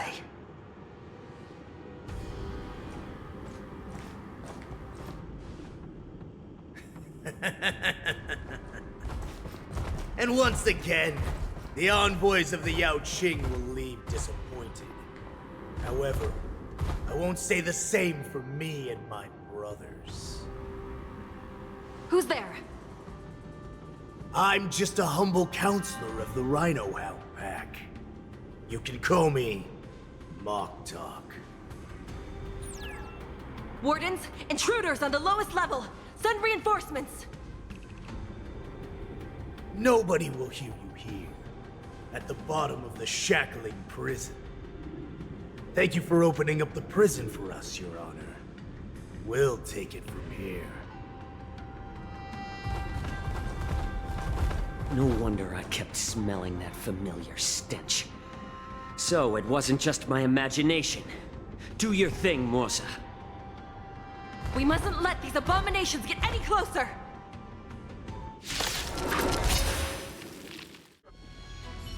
Guard the gate! They can't be allowed in!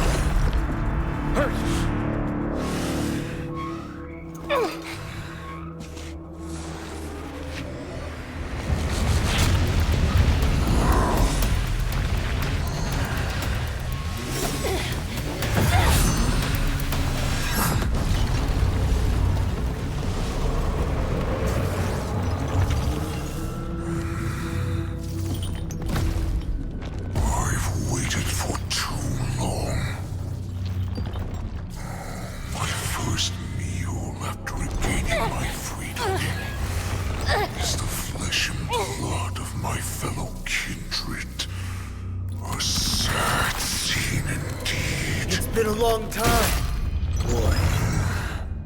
Welcome back.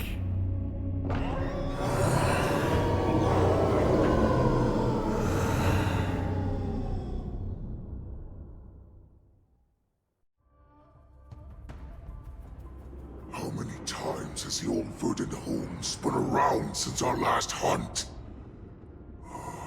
Duran's whelp, tell me your name!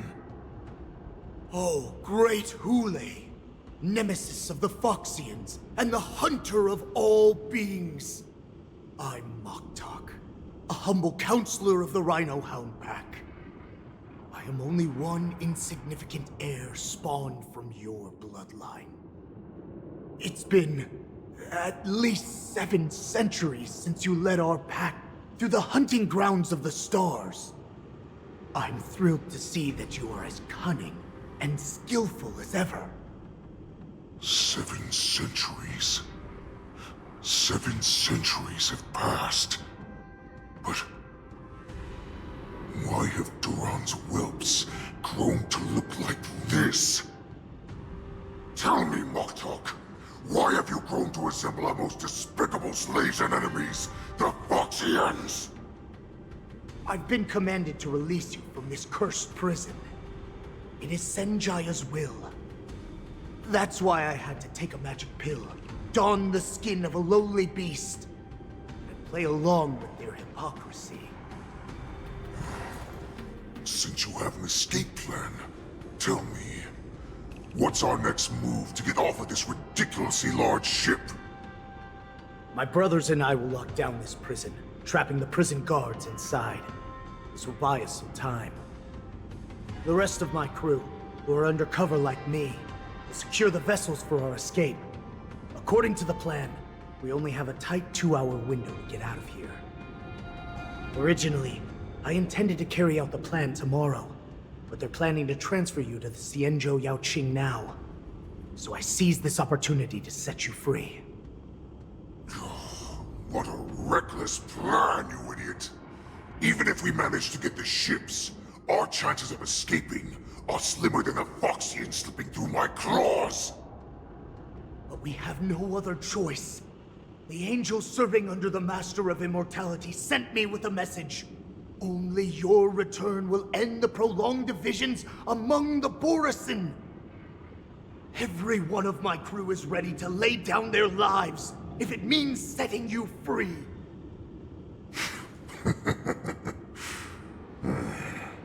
A sneaky weakling like you is actually showing some reckless bravery with this plan. Fine. You'll get what you want.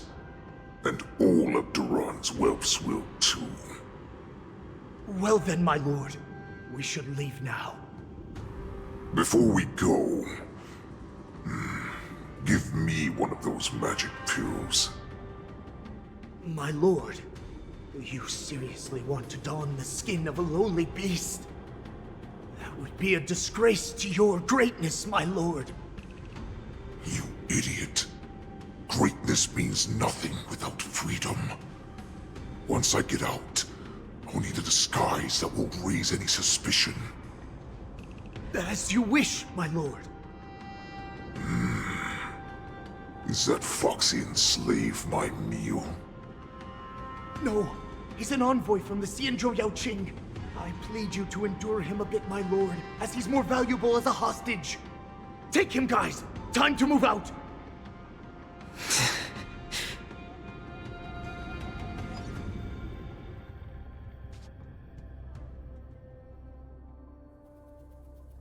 Madam Hanya, the wardens in all areas are regrouping. Those Ingenium enemies are wandering around and causing heavy casualties. And to make things worse, those iron wolves broke open the cages and let the criminals out! We've called for backup, but it seems like all communication is jammed. Let's preserve our strength and first take down the isolated prisoners. By decree of the 10 Lords, all prison breakers and intruders shall be apprehended, dead or alive. Just a short time ago, the Nether Key mechanism was activated. It was probably Madame Shui and the Yaoqing messengers, heading to the bottom of the prison. Given the situation, I'm afraid that area is exactly where our enemies are targeting. We mustn't let that vile beast escape from its cage. We've gathered all the prison guards who can still fight, and we'll split up and secure each floor. Go! Those intruders are quite bold. They must have been planning this for quite a while. Indeed, but Borisin tend to favor direct and aggressive approaches. Crafting careful and precise plans like this is simply not their style. Let's focus on the current situation right now. Please help me.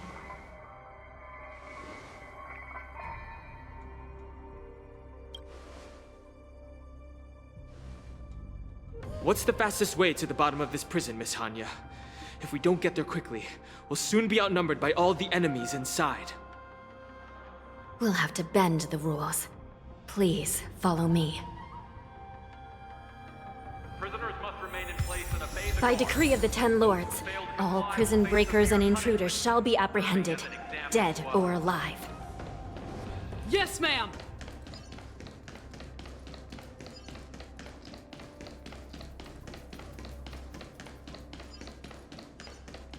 Hold your position here. Yes, ma'am. We need a few tools if we want to reach the bottom quickly. Follow me to the next floor. The path is cut off. Someone must have altered the mechanism. No matter. It'll just require a bit more work to get through.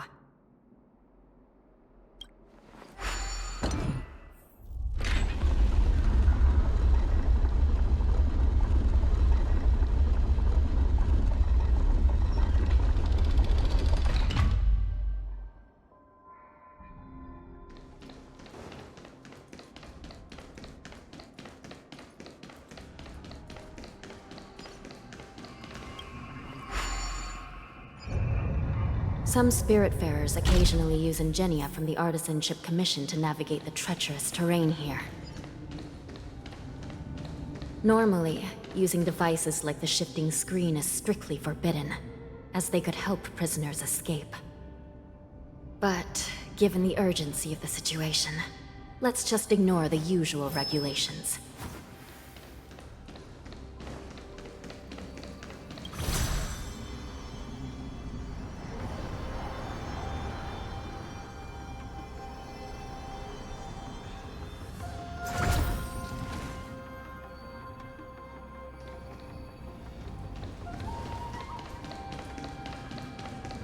The nether key has been activated. I hope we're not too late. Hang in there, sister.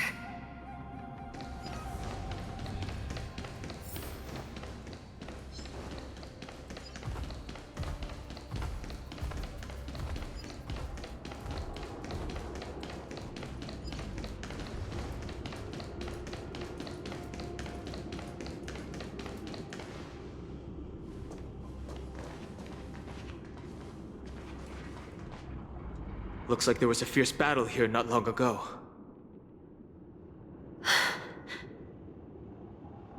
The gate to the prison delve is wide open. Hule has managed to break free. Where are the Yaoqing messengers? And where's my sister? Are they still alive? Let's look around. Maybe we'll find some clues.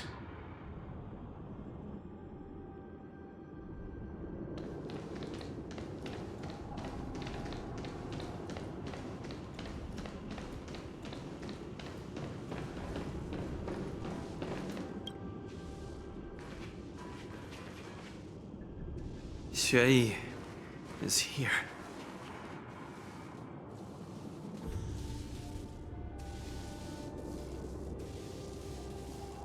Miss Xueyi briefly sacrificed herself. My condolences, Miss Hanya. Condolences. Well, that's unnecessary. You misunderstand. Thanks to the Ten Lords' blessing, my sister turned into an Ingenium centuries ago. Dying and returning as just a soul to the Hall of Karma's document office has become a routine for her. While I'm not keen on seeing her throw away her body like it's some replaceable part, but...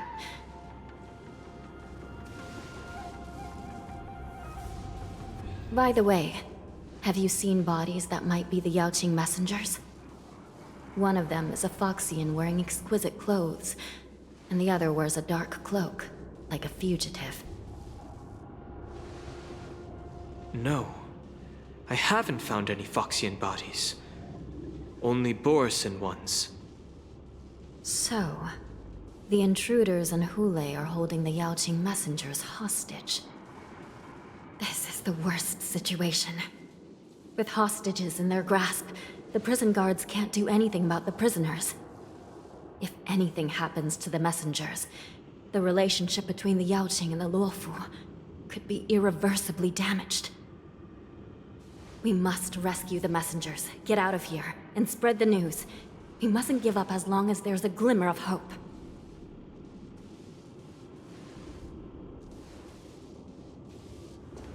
What have you found, Miss Hanya?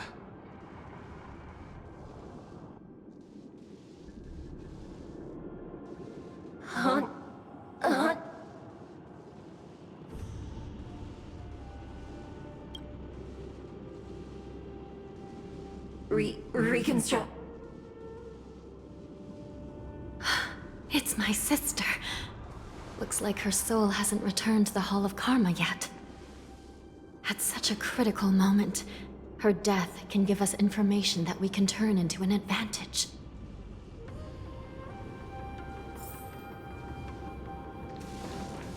Let me see.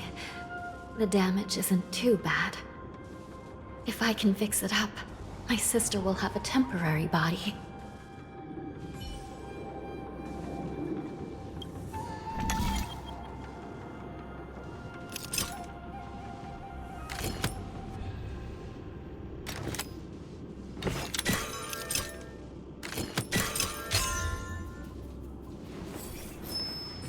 Hanya, I'm back. Welcome back, sister. I don't know what kind of expression I should have at a time like this. Happy? tears of joy? Forget it. I'm used to you coming back in all sorts of forms.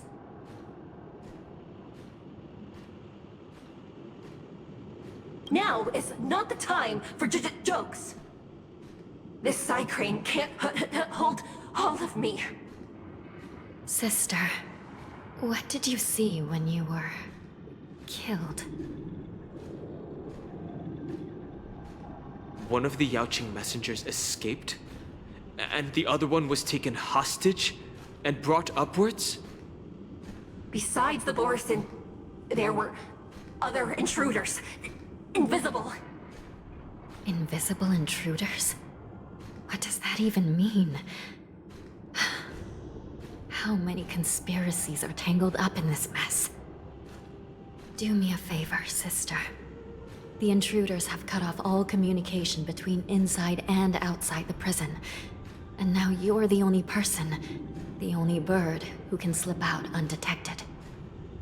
Make sure you deliver the news to the outside world. I understand. Please be careful, sister. You are different from me.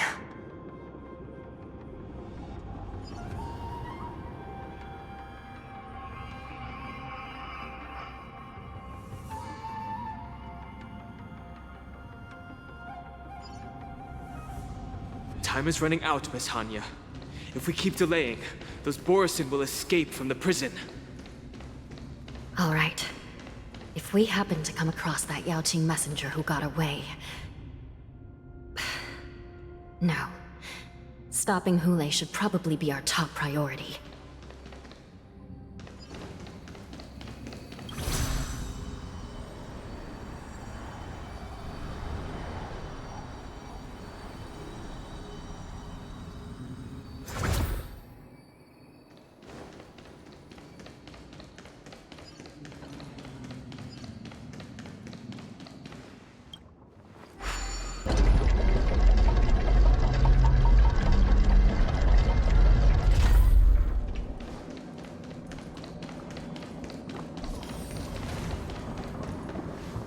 Wait!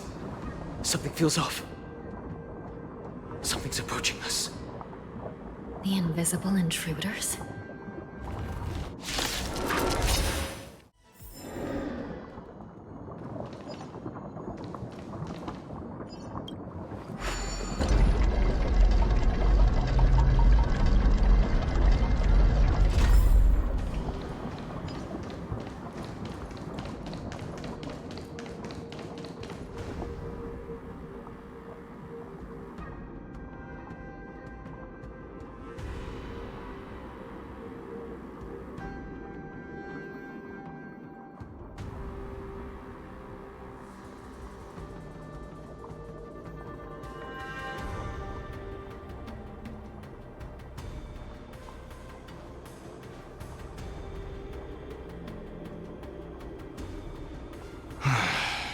The prison management on the Luofu is truly concerning.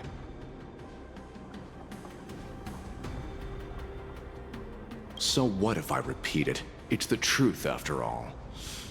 The prison management on the Luofu is truly concerning. At least 2 different groups of intruders infiltrated here.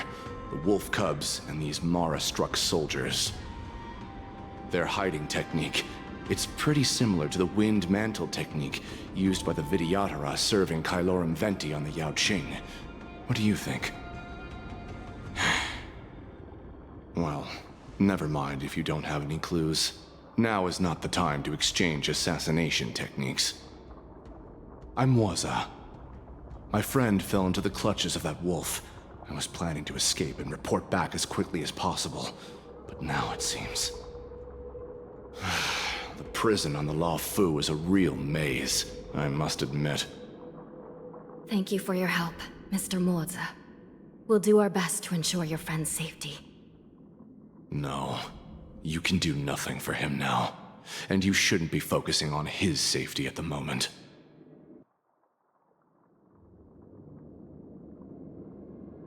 Your friend is in Hule's clutches and you're just going to leave him behind? Look, I'm the Yaoqing General's guard, not his. I've seen how that giant wolf fights, and there's no way. Trying to save my friend will only get us killed. I don't know how you think, but I won't throw my life away for a lost cause. Listen up. I've been tracking these fugitives, and I know their next move. They're planning to seal off the entire prison to keep the outside world in the dark. The worst-case scenario, we are all killed by that giant wolf, and the shackling prison is sealed off. No one will know about us or about their escape until it's too late. And the best-case scenario...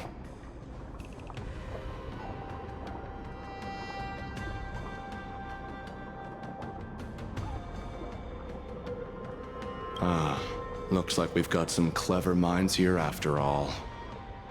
The best-case scenario would be, we seal the gates and trap the enemy inside with us. We can't let that monstrous wolf escape. Hopefully, someone will eventually notice that something is off and come to help. As for whether we'll still be alive by then, it's not something we should think about.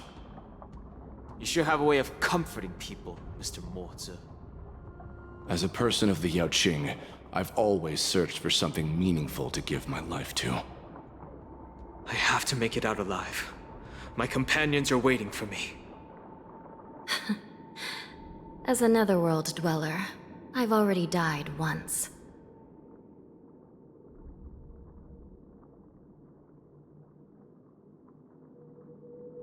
Yeah. We won't give up. Not until the very last moment. None of you are part of the Ten Lords' commission, so sacrificing yourselves isn't the right move. As a judge, it's my responsibility to guard this prison, and if someone should step up to stop Hule from escaping, it should be me, not you. Once we reach the gate, I hope you'll help me seal it. After that, I'll do everything I can to fight the Borisin. And you find a safe place to hide and wait for reinforcements. Now, let's proceed upward.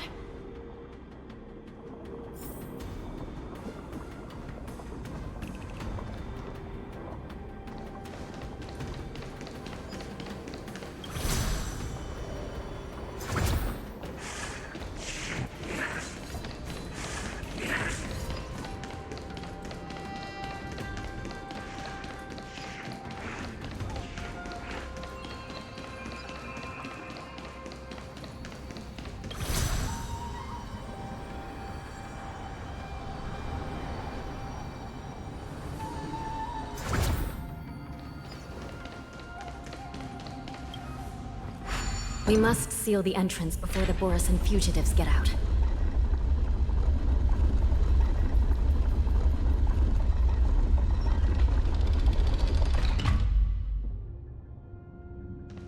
The prison wardens and mechanisms won't be able to hold them for long. Follow me.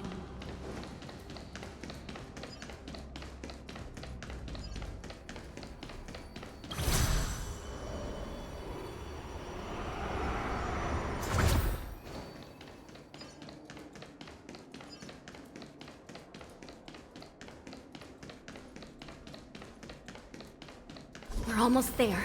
The gate is just ahead.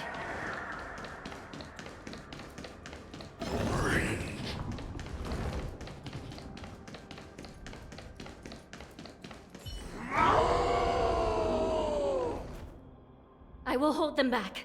Don't let Hule escape.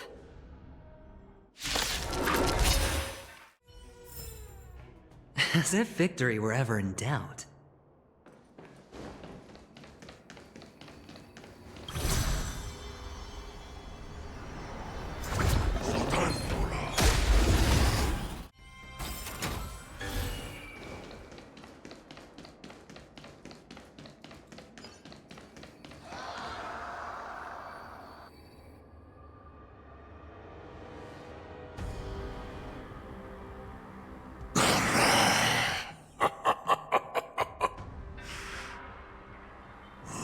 This brings back such familiar memories. Memories of chasing, gnawing, and tearing.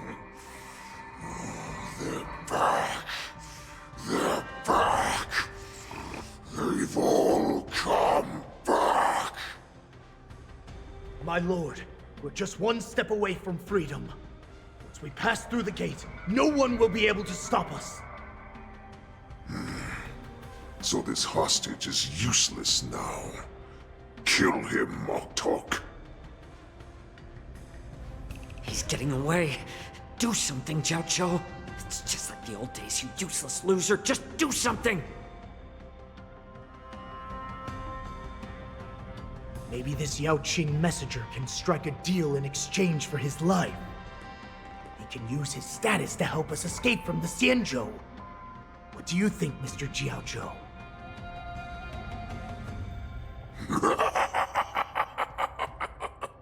Oh, just look at you. Fallen so low during my absence. You're even negotiating with livestock. As far as I recall, no one from the Yaoqing would ever consider a deal with Duran's offspring. I've got to make this beast stay here, whether it's for the sake of Fei Xiao or the Yaoqing. Deal. I certainly have more value alive. My identity, my knowledge of the Xianzhou, and my understanding of many things that your minions have no knowledge of. They'll all be valuable. Lowly beast. Muster up that pitiful tongue of yours and plead for what remains of your life. Speak up. I'm afraid you're unaware. The woman who defeated you, Jing Liu, she has recently returned to the Luofu. Your opportunity for revenge is right in front of you.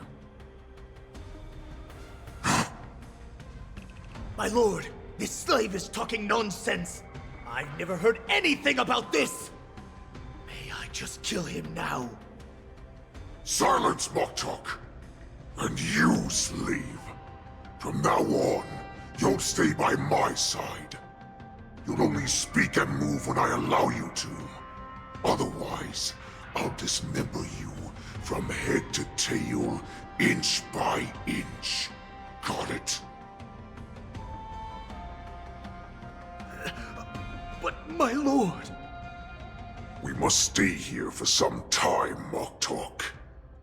Fear not. Because once I step out of the prison, it's the people of the Xianzhou who should tremble in fear. I'll show them what true calamity means. Now, Duran's whelps, follow me!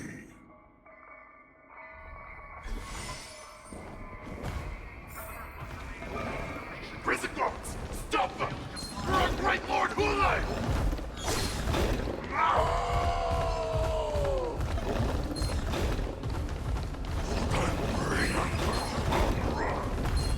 Prisoners must remain in place.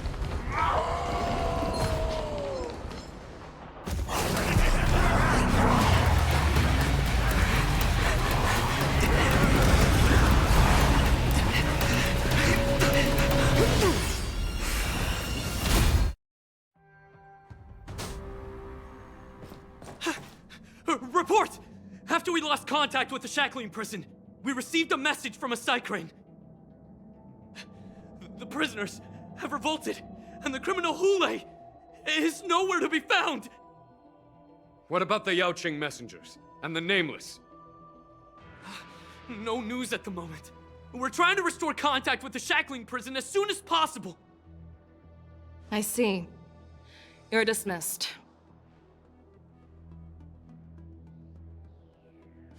General Jing Yuan, General Hua Yan. It's just as we suspected. The rise of the Ambrosial Arbor was not the end of things, but the beginning. The hand of the Ruined Legion has already sown the seeds of destruction. From this moment on, the Xianzhou Alliance will face an even greater challenge, from both the abominations of abundance and the destruction itself. If this is what they want, I'm always up for a challenge.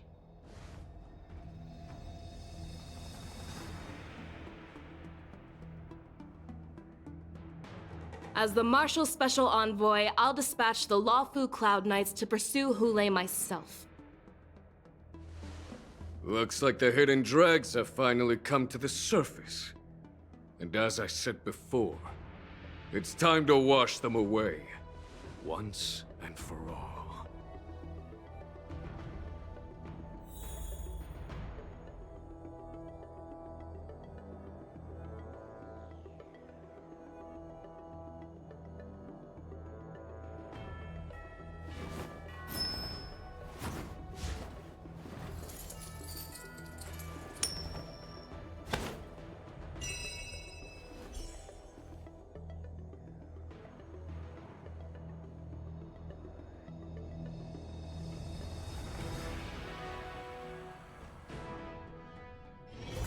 All this free time, why not make the most of it with a game?